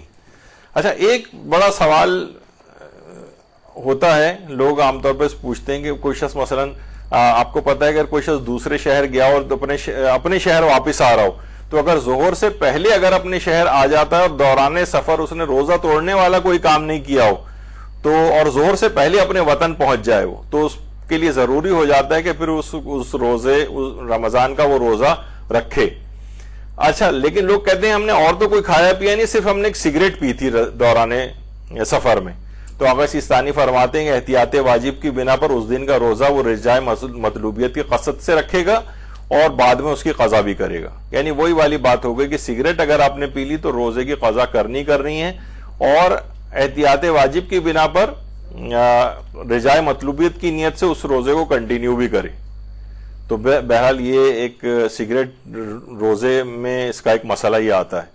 لوگ کہتے ہیں آپ نے کہا کہ احتیاط واجب ہے، احتیاط واجب میں تو دیگر مجتہدین کی طرف رجوع بھی ہو سکتا ہے جو کہ اس کی اجازت دیتے ہوں، تو کوئی ایسے مجتہد آج کل ہیں؟ تو کوئی مجتہد آج کے دور میں ایسا نہیں ہے جس میں احتیاط واجب میں رجوع کیا جا سکے اور حالت روزہ میں سگریٹ پینے کی اجازت مل سکے۔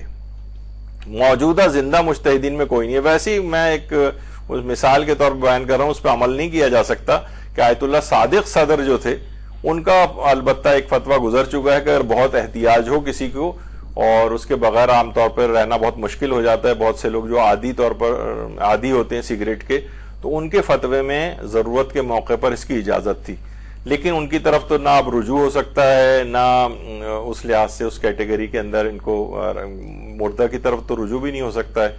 تو بہرحال رجوع کی اس وقت کوئی گنجائش نہیں ہے، اور جو بھی کوئی شخص حالت روزہ میں سگریٹ پیے گا تو اس کا روزہ بھی باطل ہو جائے گا احتیاط واجب کی بنا پر، اور اس کو اس بعد رمضان اس کی قضا بھی کرنا پڑے گی۔ لیکن علماء ایک چیز اور بھی کہتے ہیں کہ سب سے بہترین ٹائم ہے رمضان کا، جس میں آپ اپنی سگریٹ کی عادت سے پیچھا چھوڑا سکتے ہیں۔ اس میں تو واجب ہی ہو گیا ہے نا، اب بہت اچھا موقع ہے آپ کے پاس پورے 30 دن کا، کہ ودرال سمٹم بھی ہوئے تو ہو کے اسی دوران ہو کے ختم ہو جائیں گے، اپنے آپ کو آہستہ آہستہ کر کے اس طرح سے پیچھا اپنا چھوڑا لیں اس سے۔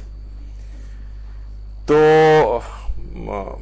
یہ بھی غالباً آیت اللہ دستغیب شیرازی فرماتے تھے کہ لوگ ان سے پوچھتے تھے کہ گناہ چھوڑنے کا کوئی طریقہ بتائیں، تو پوچھتے تھے کہ تم سگریٹ وغیرہ بھی پیتے ہو؟ کہا کہ ہاں لیکن آغا یہ تو ہم نہیں چھوڑ سکتے۔ کہا کہ جب تم سگریٹ جو کہ لحاظ سے چلے ہم کہیں گے فی الحال حرام کی حد تک بھی نہ پہنچے، جب تم وہ نہیں چھوڑ سکتے تو ایک جو سری حرام ہے وہ کیسے چھوڑو گے؟ تو وہ کہتے تھے کہ ان چیزوں کو بھی آہستہ آہستہ یہ بھی چیزیں اس بات کا سبب بنتی ہیں کہ آپ میں استقامت جو ہے وہ پیدا نہیں ہو پاتی، کہ آپ اتنے ایسے نشوں کے اندر گرفتار ہو جاتے ہیں، ان کو جب نہیں چھوڑ سکتے تو بڑے چیزوں کو تم کیسے چھوڑو گے؟ تو بہرحال رمضان جو ہے وہ ایک آئیڈیل ٹائم ہے کہ اسموکنگ سے اپنے آپ کو پیچھا چھوڑانے کا۔ حالت روزہ میں ای سگریٹس کیا پی سکتے ہیں؟ الیکٹرانک سگریٹس، یہ ایک بڑا لوگ کہتے ہیں کہ بھائی یہ تو اس طرح کا تمباکو جس طرح دھواں اس میں نکل رہا ہوتا ہے ایسا تو نہیں ہے۔ تو بہرحال جو الیکٹرانک سگریٹس بھی جو اب آ گئی ہیں اور تو اس میں نکوٹین کے اعتبار سے جو مسئلہ ہوتا ہے، تو آیت اللہ سیستانی فرماتے ہیں احتیاط واجب کے طور پر روزے کی حالت میں الیکٹرانک سگریٹ کا استعمال بھی جائز نہیں۔ تو یہ والا مسئلہ الیکٹرانک سگریٹ کا بھی یہاں پر ایسا ہی ہو جاتا ہے، اس میں بھی مختلف فلیورز بھی ایڈ کیے جاتے ہیں بعض اوقات، اور ایک لکوڈ ہوتا ہے اس کے اندر، اور لکوڈ کے ذریعے وہ نکوٹین جو ہے جسم کے اندر جا رہی ہوتی ہے۔ لوگ کہتے ہیں، بہرحال اس کے طب اور ڈاکٹر سے پوچھنا چاہیے، بہرحال یہ جو عام سگریٹ ہے اس کی نسبت یہ شاید ذرا کم نقصان دہ ہو، تو اگر کوئی اسموکنگ چھوڑنا چاہے اور متبادل طرف جو ہے وہ ابھی فی الحال لے جانا چاہے کہ میں آہستہ آہستہ اس سے نکل جاؤں، تو وہ الیکٹرانک سگریٹ کی طرف بھی جا کر پھر چھوڑ سکتا ہے اس کو، لیکن حالت روزہ میں بہرحال الیکٹرانک سگریٹ کا استعمال بھی جائز نہیں۔ پھر ایک فقہی حکم آتا ہے سگریٹ کے سلسلے میں، مسجد اور امام بارگاہ میں سگریٹ نوشی وغیرہ کا کیا حکم ہے؟ آیت اللہ سیستانی فرماتے ہیں، اچھا دیکھیے میں نے اب اس سے پہلے کہا کہ عرب معاشروں کے اعتبار سے فرق ہے، بہت سے عرب معاشرے ایسے ہیں جہاں امام بارگاہوں کے اندر حقے وغیرہ رکھے ہوئے ہیں، اور بعض اوقات دیکھ کے اتنی حیرانگی ہوتی ہے کہ کچھ جگہوں کے اوپر، اگرچہ ہر جگہ ایسا نہیں ہے، کچھ جگہوں پہ تو یعنی مجلس ہو رہی ہے یا کوئی اور اس طرح سے ہو رہا ہے اور وہ سائیڈوں میں بیٹھ کے حقے وغیرہ پی رہے ہوتے ہیں اور مجلس بھی چل رہی ہوتی ہے ساری۔ تو بہرحال یہاں تو بہت معیوب ہے، یہاں تو معیوب ہونے کی وجہ سے اور توہین امام بارگاہ وغیرہ سمجھی جائے تو حرام بھی ہو سکتا ہے، لیکن بہرحال بہت سے معاشرے ایسے ہیں۔ لیکن اس سلسلے میں جن معاشروں کے اندر ایسا سمجھا بھی جاتا ہے وہاں پہ بھی آیت اللہ سیستانی فرماتے ہیں کام مکروہ ہے، مساجد اور امام بارگاہوں میں مکروہ ہے، اور اگر ظاہر ہے کہ توہین مسجد اور امام بارگاہ شمار ہو رہا ہو تو حرام بھی ہو جائے گا۔ لیکن عمومی حالات میں یعنی جہاں پہ اس طرح سے ہوتا بھی تو کہتے ہیں کہ بہرحال مسجد اور امام بارگاہ میں توہین وغیرہ اگر نہیں ہو رہی تو یہ کام مکروہ ہے، اور احتیاط اسی میں ہے کہ یہ سگریٹ نوشی یا حقہ وغیرہ یہ مساجد اور امام بارگاہوں میں نہ پیے جائیں، اور اگر پاکستانی معاشرہ ہے تو یعنی یہاں تو توہین مسجد وغیرہ شمار ہو جائے گا۔ اچھا پھر ایک مسئلہ ایک اور بھی آتا ہے اعتکاف کے سلسلے میں۔ اعتکاف میں آپ کو پتا ہے کہ 3 دن تک مسجد سے باہر نہیں جا سکتے، تو اچھا جب روزے کا وقت ختم ہو جاتا ہے تو اس کے بعد جو اس سے لے کر اگلے دن کے روزے تک کا جو ٹائم ہوتا ہے تو اس میں جو سگریٹ پینے والے افراد ہیں مسجد ہی کے اندر، مسجد سے باہر جا نہیں سکتے، مسجد میں سگریٹ پی نہیں سکتے، اب وہ کیا کریں؟ کچھ تھوڑی دیر کے لیے تو باہر نکلنے کا کوئی ان کے پاس مسئلہ ہونا چاہیے نا. تو اعتکاف کے سلسلے میں جو معتکفین ہیں, آیت اللہ سیستانی فرماتے ہیں اعتکاف میں بھی افطار کے بعد سگریٹ پینے کے لیے حدود مسجد سے باہر جانے کی اجازت نہیں. اچھا, حدود مسجد سے مراد وہ والا ایریا نہیں کہ مسجد ہوتی ہے پھر جہاں چپل وپلیں اتار کے لوگ پھر نیچے اترتے ہیں, پھر باہر کا ایریا بھی پورا مسجد ہے جو بہت بڑی جو 4 دیواری کے اندر ہوتا ہے. تو لوگ کہتے ہیں یہ بھی تو مسجد ہے, یہاں چلے جاتے ہیں ہم. نہیں, مسجد سے مراد وہ جگہ ہے کہ جہاں پر, یعنی آپ کو سمجھانے کے لحاظ سے کہہ رہا ہوں, ویسے ہی تو یہ ہے کہ مسجد وہ ایریا کہلاتا ہے جو کہ وقف کرنے والے نے مسجد کے طور پر وقف کیا ہو. یعنی عام طور پر وہ والا ایریا تو ہوتا ہی جہاں لوگ چپل وپلیں اتار دیتے ہیں, اس کے بعد چپل لے کے اندر نہیں جاتے ہیں, بس وہیں معتکفین یا اعتکاف کرنے والوں کو رہنا ہوتا ہے. اس سے باہر بھی نہیں جا سکتے, ایک قدم بھی باہر نہیں رکھ سکتے 3 دنوں تک. اب یہ مسجد میں بھی نہیں پی سکے, باہر بھی نہ جائے, تو آقا سیستانی فرماتے جی ہاں, ورنہ اعتکاف باطل ہو جائے گا, باطل ہو جائے گا. اور 2 دن اگر اعتکاف مکمل کر چکے ہو تو تیسرا دن واجب بھی ہو جاتا ہے, اور پھر اس کے بعد باہر گئے تو اس کی قضا بھی انجام دینی پڑے گی.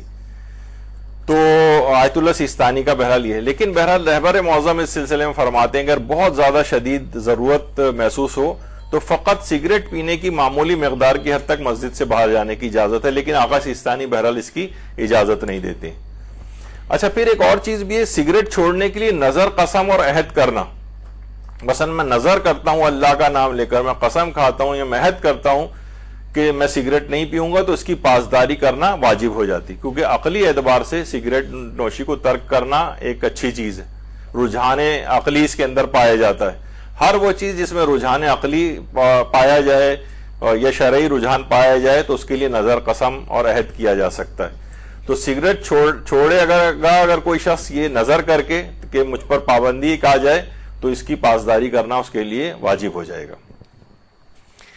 اچھا, کیا سگریٹ پینے سے وضو ٹوٹ جاتا ہے؟ تو اس کا جواب ہے کہ سگریٹ پینے سے, دیکھیے بہت سی چیزیں معاشرے کے اندر ایسی ہیں کہ جو لوگ سمجھتے ہیں کہ اس سے وضو ٹوٹ جاتا ہے. جیسے یہی سگریٹ پینے سے کیا وضو ٹوٹ جاتا ہے؟ جواب ہے کہ نہیں, وضو نہیں ٹوٹتا. جیسے خواتین کے متعلق مشہور ہے کہ وہ سمجھتی ہیں کہ نامحرم کو دیکھنے سے وضو ٹوٹ جاتا ہے. یہ تو خیر ہرگز بھی نہیں ٹوٹتا نامحرم کو دیکھنے سے, لیکن نامحرم کے سامنے بھی اگر کوئی عورت وضو کرے تو یہ گناہ تو ہے. یعنی ظاہر ہے وہ اپنے ہاتھوں کو کھولے گی, ہاتھوں کلائی تک دھونے کے لیے یا اپنے سر کا مسح کرنے کے لیے سر اس کو ظاہر کرنا پڑے گا. تو یہ عمل اگرچہ حرام ہے لیکن اس سے وضو باطل نہیں ہوتا ہے. یہ بہت ساری جگہوں پہ عام طور پر جیسے سفر زیارات وغیرہ ہے تو خواتین کہیں پہ بھی بس رک گئی اور وہاں جلدی جلدی وضو کرنا ہے اور کوئی الگ مردوں سے سیپریٹ انتظام نہیں ہے تو خواتین وہیں مردوں کے ساتھ ہی کہیں پہ بھی وضو کرنا شروع ہو جاتی ہیں. یہ عمل حرام ہے کیونکہ اسے اپنے پردے کی پاسداری ہر وقت کرنی. تو پھر وہ یہ کریں بڑی سی چادر لے کے اس کے اندر نیچے بیٹھ جائیں اور اس کے اندر ہی 3 چلوں میں وضو ہو جاتا ہے, وہ اندر ہی بیٹھے بیٹھے سب کا. حتیٰ کہ وہ خواتین, جب میں ایک دفعہ پہلے بھی بیان کر چکا ہوں کہ جو مثلا وضو ٹوٹ جاتا ہے اگر کسی کا اور وہ طواف وغیرہ کر رہی ہے, اب کہاں وہ نکل کے باہر جائے تو وہ اسی دوران بھی اس کا ایک طریقہ ہے کہ اسپرے بوٹل وغیرہ اپنے ساتھ پرس میں رکھے اور یا کسی بھی جگہ جو ہے بیٹھ جائے اور وہیں بیٹھے بیٹھے جلد سے جلد چند سیکنڈ میں اس کا وضو ہو سکتا ہے 1 منٹ کے اندر تو وہ اس طرح سے وضو کر لے اگر کہیں جانا ممکن نہیں. یعنی یہ نہیں کہ سارے اپنے اسکارف اور سب چیزیں اتار کے کہیں ٹانگنے کی جگہ ہو وہاں ٹانگیں گی, پھر آپ کہیں کسی جگہ بیٹھیں گی اور پورے اہتمام ہی ہر جگہ ممکن نہیں ہوتا اور سفر میں تو اور ہی مشکل ہوتی. تو بہرحال بالفرض اول تو ایسا خواتین نہیں کر سکتی کہ نامحرموں کے سامنے اپنا حجاب اتار کے وضو کریں, لیکن بالفرض اگر کوئی ایسا کر چکا ہو یہ تو گناہگار تو وہ ہوگی لیکن اس کا وضو باطل نہیں ہوتا. تو اسی طریقے سے سگریٹ پینے سے بھی وضو باطل نہیں ہوتا, نامحرم کو دیکھنے سے بھی وضو باطل نہیں ہوتا, بلکہ نامحرم کے سامنے وضو کرنے سے بھی وضو باطل نہیں ہوتا اگرچہ گناہگار ہوتی ہے. اسے کسی ایسی جگہ یا عورتیں اپنی حلقہ بنا لیں, ایک چادر کے پیچھے اسے کر لیں اور ایک ایک کر کے عورت جا کے وضو کر لے اس انداز سے کہ نامحرموں کی نگاہ اس پہ نہ پڑے, یا چادر کے اندر ہی وہ بیٹھ جائے اور کسی کو نظر نہیں آئے گا اور وہیں بیٹھ کے وضو کرے اور ہاتھ پاؤں کا مسح کر کے اور سلیوز اور وہ سب موزے ووزے پہن کے اور دوبارہ اپنی چادر کو پہن لے. تو یہ بھی ایک طریقہ کار ہو سکتا ہے. آج کل یہ بھی چیز ہو گئی, بہت سے ہمارے ایک سیاستدان ہیں وہ باقاعدہ شراب میں بھیگے ہوئے سگریٹ بھی استعمال کرتے ہیں. پتہ نہیں کتنی شرابوں, بہت یہ شاید $100 کا ایک سگار ملتا ہے وہ. تو بہرحال شراب نوشی کے حکم میں تو یہ نہیں آئے گا، البتہ پھر بھی کہا جاتا ہے کہ احتیاط اسی میں ہے کہ اس سے پرہیز کیا جائے. سگریٹ کی خرید و فروخت اور اس کا کاروبار کرنا کیسا ہے؟ اچھا، سگریٹ کی خرید و فروخت اور کاروبار آیت اللہ سیستانی کے فتوے میں جائز ہے، اور یہ ہر شخص کا اپنا مکلف ہے. وہ انہوں نے کہا کہ خود چیک کرے جو پینے والا ہے کہ اسے کتنی سگریٹ اس کے لیے نقصان دہ تو اس اعتبار سے، لیکن کاروبار کرنا اس کا جائز ہے. اور فی نفس ہی رہبر معظم کے نزدیک بھی سگریٹ نوشی کا کاروبار ویسے جائز ہے، لیکن وہ یہ فرماتے ہیں کہ مقررات اور قوانین کے تابع بھی ہے. یعنی اگر گورنمنٹ نے سلسلے میں کوئی پابندی لگائی ہوئی ہے تو قانون کی پاسداری وہ کرنی واجب ہے، اور اس حد تک تو آغا سیستانی بھی کہتے ہیں. لیکن عام طور پر حکومتوں میں یہ سلسلہ اتنا نہیں ہے، اور اس میں ریلیکسیشن ہے کافی، کسی بھی جگہ اس کو ممنوع قرار نہیں دیا گیا ہے، تو اس لحاظ سے سگریٹ کی خرید و فروخت اور کاروبار میں حرج نہیں ہے. ایک مسئلہ اتنی ایسی چیز ہے کہ کیا کوئی عورت نکاح کی شرائط میں ترک سگریٹ نوشی کی شرط رکھ سکتی ہے؟ مثلا میں کوئی رشتہ آیا ہوا ہے اور وہ سگریٹ پیتا ہے، تو کیا کوئی عورت یہ شرط رکھ سکتی ہے میں اس شرط پہ سے نکاح کروں گی؟ نکاح نامے میں باقاعدہ دیکھیے بہت ساری چیزیں شرطیں رکھی جا سکتی ہیں. ہم نے بھی آغا سیستانی کے جو نمائندے ہیں خاص استفتاءات سیکشن کے، ان سے جب یہ سوال پوچھا کہ اس سلسلے میں آیت اللہ سیستانی کی نظر کیا ہے، انہوں نے کہا کہ جی ہاں، یہ شرط رکھی جا سکتی ہے اور واجب ہے اس شرط کی پابندی کرنا اس شخص کے لیے کہ جس نے اس شرط کو قبول کرتے ہوئے نکاح کیا ہے اس عورت کے ساتھ.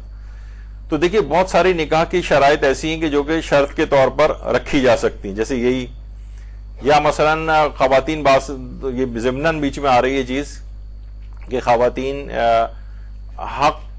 حق طلاق کی وکالت کی شرط رکھ سکتی ہیں. آج کل جس اعتبار سے کیسز آ رہے ہیں، اگر جہاں تک بھی یہ چیز ممکن ہو، یہ خواتین کو اپنے نکاح کے اندر اس لحاظ سے شرط کے طور پر رکھ لینی چاہیے، یا تو مطلق طور پر یہ اس بات کا حق طلاق وکیل بن کر اس کی طرف سے مطلق طور پر بھی لے سکتی ہے اور مشروط طور پر بھی لی جا سکتی ہے. کیونکہ بہت سی خواتین چھوٹی چھوٹی باتوں پہ کہیں طلاق نہ لینا شروع ہو جائیں تو مثلا تشخیص دی جا سکتی ہے. اگر 3 علماء مثلا تشخیص دے دیں کہ اس صورت میں اس کے طلاق اتنے ظلم کر رہا ہے کہ اب طلاق ہو جانی چاہیے، تو پھر طلاق کا صیغہ پڑھ دیا جائے گا چاہے شوہر تیار نہ بھی ہو. تو یہ بہت ساری چیزیں آپ اپنے لیے خود ہی شریعت نے سہولیت دی ہے. لوگ بہت سے لوگ کہتے ہیں کہ بھائی عورت کے ہاتھ میں طلاق کا اختیار کوئی نہیں ہے تو مرد بالکل عورت کو مجبور کر دینے کے برابر ہے. تو اسلام نے پہلے سے آپ کو اختیار دیا، بس آپ کے پاس معلومات نہیں تھی، قانون کی آپ نے استعمال نہیں کیا، ورنہ نکاح کے وقت یہ شرط رکھی جا سکتی تھی. اچھا، کیا یہ شرط رکھی جا سکتی کہ یہ دوسری شادی نہیں کرے گا؟ تو آیت اللہ سیستانی بلکہ رہبر معظم اور امام خمینی کے علاوہ سب کہتے ہیں کہ یہ والی شرط بھی رکھی جا سکتی ہے اور مرد کے لیے واجب ہو جائے گا کہ اس شرط کی پابندی کرے. لیکن اگر بہرحال اس نے مخالفت کر دی اور دوسری شادی کر لی تو ان لوگوں کے نکاح پہ کوئی فرق نہیں پڑے گا اور نہ وہ دوسرا نکاح باطل ہوگا، البتہ یہ شخص گناہگار ہو جائے گا. لوگ کہتے ہیں گناہگار ہو جائے گا، یہ تو کوئی خاص بات نہیں، یہی سب سے بڑی اور خاص بات ہے. اللہ کی نافرمانی، ایک عہد جو اس نے کیا تھا اس کی پاسداری نہیں کی، کیا اس کو عذاب بھگتنا پڑے گا اس کا؟ بہرحال وہ کہتے ہیں کہ یہ والی شرط عورت رکھ سکتی ہے اور اس کی پابندی بھی کرنی ضروری. لیکن رہبر معظم کہتے ہیں یہ والی شرط، اور امام خمینی بھی کہتے تھے کہ یہ والی شرط باطل ہے، کیونکہ دوسری شادی اس کا ویسے اختیار ہے تو اس سے اختیار سے اور حق سے اسے محروم نہیں کیا جا سکتا، تو یہ والی شرط ہی باطل ہے. لیکن آغا سیستانی اور دیگر اور جو سب مراجع کی ایک بڑی طویل فہرست ہے، وہ سب یہ کہتے ہیں کہ نہیں، یہ والی شرط رکھی جا سکتی ہے اور اس کی پابندی بھی مرد کے لیے کرنی واجب ہے. تو یہ عورت نکاح میں سگریٹ نوشی یہ شخص ترک کرے گا اور آئندہ سگریٹ نہیں پیے گا، مجھے پسند نہیں ہے، تو یہ اگر قبول کر لیتا ہے تو اس شخص پر واجب ہو جائے گا کہ ساری زندگی اس کی پاسداری کرے اور سگریٹ نوشی نہ کرے. یہ بھی اس سے ریلیٹڈ ایک چیز آتی ہے. اچھا، کیا نو اسموکنگ ایریاز کے مقررات کی پابندی لازمی ہوتی ہے؟ مثلا بہت سے آپ دیکھتے ہیں کہ اداروں میں جاتی ہیں، بینکس میں آپ جاتی ہیں، وہاں نو اسموکنگ ایریا اس کو قرار دیا ہوتا ہے، جہازوں کے اندر نو اسموکنگ ہوتا ہے، ہاسپٹلس کے اندر جو ہے وہ اسموک کرنا تو ہر جگہ لکھا ہوا بھی ہوتا ہے اس کو. تو جی ہاں، اس کی پابندی اس لحاظ سے لازم ہے. اور عمومی مقامات پر سگریٹ پینے کا وہی والا حکم ابھی آ جائے گا کہ یعنی یہ جس کو ہم پیسیو اسموکنگ کہتے ہیں کہ یہ خود بھی بہت اس لحاظ سے نقصان دہ ہوتی ہے کہ ہر جگہ اتنا دھواں اور دیگر لوگ بھی اس سے متاثر ہوتے ہیں اور ان کو بہت اذیت بھی اس سلسلے میں ہو رہی ہوتی. اور قرآن کی آیت بھی ہے، مومنین اور مومنات کو جو لوگ اذیت پہنچاتے ہیں تو اسم مبینہ یہ بہت بڑا گناہ ہے. اور پیغمبر اسلام کی وہ حدیث بھی یہاں پر آتی ہے، لا ضرر ولا ضرار فی الاسلام. اسلام میں نہ تو نقصان دینے کا حکم ہے نہ نقصان اٹھانے کا حکم ہے. ٹھیک ہے ہم کہہ رہے ہیں کہ ہمیں فی الحال نقصان نہیں ہو رہا، لیکن دوسروں کو نقصان ہو رہا ہے، ان کو تکلیف ہو رہی ہے، ان کو اذیت ہو رہی ہے، ان کو نقصان ہو رہا ہے، ان کو تو بہت بڑا اس لحاظ سے گناہ بن سکتا ہے. اچھا اب یہ کہ جناب سگریٹ نوشی کیسے چھوڑیں؟ تو ایک تو استاد شہید سبت جعفر مرحوم کہتے تھے کہ سگریٹ نوشی چھوڑنا کوئی مشکل بات نہیں، ہمارے والد 25-30 مرتبہ سگریٹ چھوڑ چکے تھے، کوئی ایسی بڑی بات نہیں. تو بہرحال سگریٹ نوشی بہت سے لوگ تو ایک ٹیچر تھیں، انہوں نے تجربہ کر کے دکھایا سگریٹ نوشی کے نقصانات بتانے کے لیے کہ یہ دیکھیے یہ سگریٹ کا دھواں ہے، اس میں ہم نے یہ والا کیڑا رکھا، تھوڑی دیر میں دیکھا کیڑا مر گیا. تو کہا بچوں اس سے آپ کو کیا سبق ملا؟ بچوں نے کہا اس سے سبق یہ ملا کہ اگر کوئی شخص سگریٹ نوشی کرے تو اس کے پیٹ کے کیڑے ختم ہو جاتے ہیں. تو اس سے پازیٹیو پہلو کوئی نہ دینے لگے کہ وہ سگریٹ نوشی جو ہے وہ. تو سگریٹ نوشی کیسے چھوڑیں؟ تو ایک سب سے پہلی بات تو واقعتاً امام زین العابدین علیہ الصلوۃ والسلام فرماتے ہیں مجھے تعجب ہے اس شخص پر جو بیماریوں کے خوف سے کھانوں سے تو پرہیز کرتا ہے مگر خدا کی سزاؤں کے خوف سے گناہوں سے پرہیز نہیں کرتا ہے. یعنی ابھی کتنی آپ نے دیکھا کہ جناب یہ نقصان ہو جائے گا اور وہ نقصان ہو جائے گا اور یہ دل کی بیماری اور وہ، اور اس کی وجہ سے آپ سگریٹ نوشی کو ترک کر رہے ہیں. تو یعنی وہ گناہ کو البتہ آپ نہیں چھوڑ رہے کہ جس کے کتنے عذاب بتائے گئے ہیں قرآن و حدیث کے اندر کہ تمہیں یہ اور وہاں کے تو عذاب علیم اور شدید ترین عذاب جو ہے وہاں پر دیے جائیں گے ان گناہوں کے، اس سے انسان نہیں چھوڑ رہا ہے اس کو. تو بہرحال یہ کہ یہ اس کو بھی سوچنا چاہیے اس کے ساتھ. تو جیسے اس سے پہلے ہم نے ذکر کیا تھا کہ ودڈرال سمٹمز کچھ ہوتے ہیں، ظاہر ہے نکوٹین تو جناب اس کو بہت ہی چڑچڑا ہو رہا ہے اور اس کو نیند اڑی جا رہی ہے اور سر میں درد ہو رہا ہے اور کسی چیز پہ کنسنٹریشن نہیں کر پا رہا ہے اور بعض اوقات بہت سے لوگوں کو متلی ہونے لگتی ہے. لیکن میں نے کہا کہ سب زیادہ تر ایک ہفتے یا بہت ہوا تو 1 مہینے تک ہوتے ہیں، کم و بیش کسی کو کم ہوتے ہیں کسی کو کچھ ہوتے ہیں. بہرحال سگریٹ نوشی اس لحاظ سے چھوڑی جا سکتی ہے. البتہ یہ اور بات بتا دیجیے کہ جیسے ہمارے کتنے علماء ایسے گزرے ہیں، یہ آیت اللہ سید محمد حجت کوہ قمری. کوہ قمر اصل میں تبریز کا ایران کا ایک علاقہ ہے وہاں کا، وہاں یہ آیت اللہ محمد حجت کوہ قمری تھے. یعنی اتنے بڑے مجتہد تھے کہ جب آیت اللہ حسین بروجردی کو ان کے انتقال کی خبر ملی تھی تو کیونکہ ان کا نام کوہ قمری تھا تو انہوں نے جملہ کہا تھا کمرم شکست، آج میری کمر ٹوٹ گئی کوہ قمری کے انتقال کے بعد. کوہ قمر تو بہرحال علاقے کا نام ہے. آیت اللہ سید محمد حجت ان کا وہی یہ ہیں جو جن کا مدرسہ حجتیہ قم کے اندر بہت مشہور ہے. یہ تو پہلے کا تھا اور یہ موجودہ اس کی جو صورتحال ہے بہت مشہور مدرسہ ہے اور یہ درس خارج آیت اللہ سید محمد حجت کوہ قمری دے رہے ہیں. اتنے یہ اس لحاظ سے آیت اللہ شہید مرتضی مطہری نے اپنے ایک کتاب کے اندر ان کا واقعہ لکھا ہے کہ اس قدر چین اسموکر تھے کہ جب کافی ان کے پھیپھڑے خراب ہو گئے تھے تو ڈاکٹر کے پاس گئے. ڈاکٹر نے کہا آپ کو سگریٹ تو چھوڑنی پڑے گی کیونکہ اس سے آپ کے پھیپھڑے متاثر ہو رہے ہیں. تو انہوں نے ایک جملہ کہا تھا کہ ایسے پھیپھڑوں کو مجھے کرنا ہی کیا کہ میں سگریٹ ہی نہ پی سکوں. تو لیکن یہ کہ اس زمانے میں جو بھی بہرحال اس کا جو نقصان تھا ڈاکٹروں نے کہا نہیں یہ نقصان ہوگا. کہا اچھا یہ نقصان ہوگا، یہ طے ہے بالکل؟ کہا جی ہاں طے ہے. تو انہوں نے ان کی مثال دی جاتی، اسی وقت اسی سیکنڈ انہوں نے سگریٹ چھوڑ دی تھی. یعنی اتنا سختی کے ساتھ دین کی کہ جب معلوم ہے کہ اس کا نقصان متحقق ہو گیا ہے. ایک تو یہ کہ ہوگا مستقبل میں ہوگا، اس زمانے میں اصل میں پرانے ادوار تھے، اتنے ڈیٹا اور چیزیں جمع نہیں تھیں اور اتنا اس کے متعلق چیزیں جمع نہیں ہوئی تھی. جیسے کہ آیت اللہ ناصر مکارم نے کہا کہ پہلے ہم نے یہ دیا تھا لیکن اب نقصانات بہت واضح ہو گئے، لیکن اس زمانے میں اتنے زیادہ واضح نہیں تھے تو علماء نے صریحاً اس کے حرام ہونے کا فتویٰ بھی نہیں دیا. تو اس طرح سے بھی لوگوں نے سگریٹ چھوڑی. ہمارے مدرسۃ القائم کے جو سرپرست اعلیٰ حجت الاسلام المسلمین مولانا غلام علی وزیری صاحب قبلہ، خدا ان کو طول عمر نصیب فرمائے اور صحتیابی عطا کرے، آج کل بیمار رہتے ہیں، اس وجہ سے آپ لوگوں کی خدمت میں یہاں حاضر نہیں ہو سک رہے ہیں درس وغیرہ کے لیے. تو ان کے متعلق بھی یہی ملتا ہے کہ مولانا بھی بہت پیا کرتے تھے اور پھر جب ڈاکٹر نے کہا نہیں آپ بائی پاس بھی ہوا پھر اس کے بعد ان کا، تو کہا نہیں پی سکتے اب آپ. اسی وقت مولانا نے سگریٹ چھوڑ دی جیسے ہی ان کو نقصان کا اپنے وہ ہوا، بلکہ کہہ رہے تھے کہ شاید میری نگاہ میں تو میں غیر عادل ہو جاؤں گا، یعنی لوگ عدالت کی وجہ سے میرے پیچھے نماز پڑھتے ہیں، اور جب مجھے پتا ہے کہ اس سے مجھے نقصان ہوگا پھر بھی اگر میں نے جاری رکھا تو میں صفت عدالت سے نہ نکل جاؤں۔ تو اس طرح سے بھی لوگوں نے چھوڑی ہیں سگریٹس ایک سیکنڈ کے اندر۔ ایک طریقہ یہ بھی، بہت سی خواتین بہت پریشان ہوتی ہیں تو اپنے شوہروں کے ساتھ پھر یہ والا سلوک کرتی ہیں، منہ پہ ایک جنگلہ ان کے تان دیا جاتا ہے کہ آپ کم سے کم یہ سگریٹ اس انداز سے نہیں پئیں گے۔ بہت سے لوگ کہتے ہیں کہ جناب یوگا اگر کر لیا جائے تو یوگا سے بھی جو ہے سگریٹ نوشی سے انسان بچ سکتا ہے کچھ دنوں بعد، لیکن کچھ لوگ یہ کہتے ہیں کہ صاحب نے کیا تھا 1 سال تک یوگا کرتے رہے، لوگوں نے پوچھا کہ آپ سگریٹ چھوڑ دی؟ انہوں نے کہا نہیں، بلکہ یہاں تک ہونے لگا کہ اب میں سر کے بل کھڑا ہو کر بھی سگریٹ پی سکتا ہوں، اس سے فرق یہ پڑ گیا ہے۔ تو بہرحال سگریٹ یوگا سے بھی کچھ لوگ کہتے ہیں کہ بہرحال اس سے فائدہ ہوتا ہے۔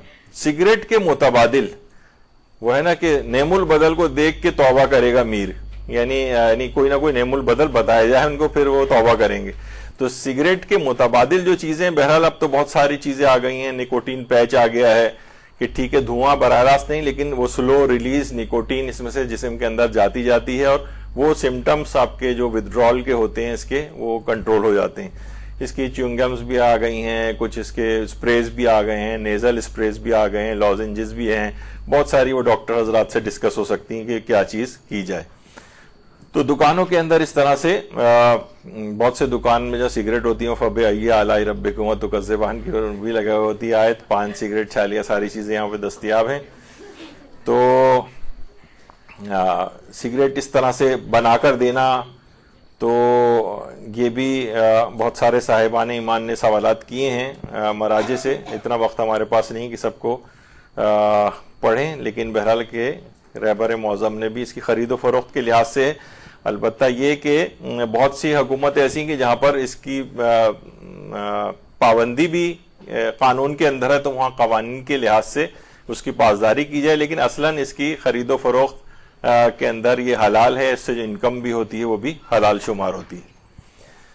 ایک سوال بس آخری میں یہ بچتا ہے کہ بہت سے علماء پھر سگریٹ کیوں پیتے ہیں؟ جیسے کہ ابھی آپ نے سنا کہ بہت سے علماء پہلے بھی پیتے تھے، چین اسموکرز بھی تھے، ابھی بھی پیتے ہیں، تو ان کے فتوے میں جب تک کہ انہیں اطمینان اور یقین نہیں ہو جاتا کہ مجھے اتنا پینے سے نقصان ہوگا، یہ ہر شخص کے مکلف کا اپنا ذاتی مسئلہ ہے، سوائے صرف آیت اللہ ناصر مکارم شیرازی کے، صرف انہوں نے یہ بات کہی ہے کہ بس اب پینا حرام قرار دے دیا اپنے مقلدین کے لیے، چاہے ابتدائی طور پر ہو چاہے معتاد ہو، یعنی پہلے سے پیتا آ رہا ہو۔ لیکن بعض علماء وہی کہتے ہیں کہ نقصان کو دیکھا جائے گا، جس کی بھی ہم نے تفصیل بیان کی کہ جس قدر زیادہ نقصان ہوگا، کتنی زیادہ پینے میں نقصان ہوگا اور کتنی مدت پینے میں نقصان ہوگا، اس کے اعتبار سے یہ حکم تبدیل ہوتا رہے گا۔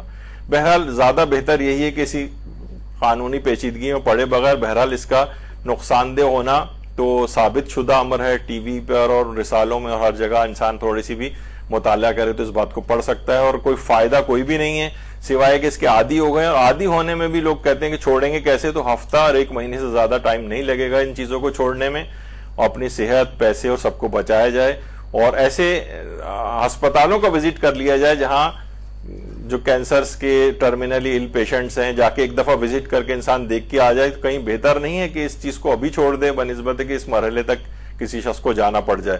آپ دیکھ رہے ہیں کروڑوں بلکہ 1 ارب تک تعداد اس کی 21 سینچری کے آخر تک جو ہو جائے گی مرنے والوں کی، تو یقیناً اس کا نقصان بہت زیادہ ہے، جس سے اپنے آپ کو بچانے کی پوری کوشش کرنی چاہیے۔ یہاں پر سگریٹ کی حد تک جتنے ممکنہ مسئلے تھے وہ سارے آپ کی خدمت میں ہو گئے۔ اب جو اور نشہ آور چیزیں اور ہیں ان کی بھی ایک پوری لسٹ ہے، انشاءاللہ ان کے کچھ احکام، کیونکہ جیسے شراب ہے تو صرف شراب کی حد تک نہیں رہیں گے ہم، الکوہل کی ٹائپس، دواؤں کے اندر الکوہل، ہومیوپیتھک دواؤں میں الکوہل، اس کے نجیس اور وہ ہونے کے احکام، اور اس طرح سے کر کے جو دیگر اور نشہ آور چیزیں ان کے احکام انشاءاللہ اگلی نشست میں بیان کریں گے۔ وصلی اللہ علی محمد وآلہ الطیبین الطاہرین۔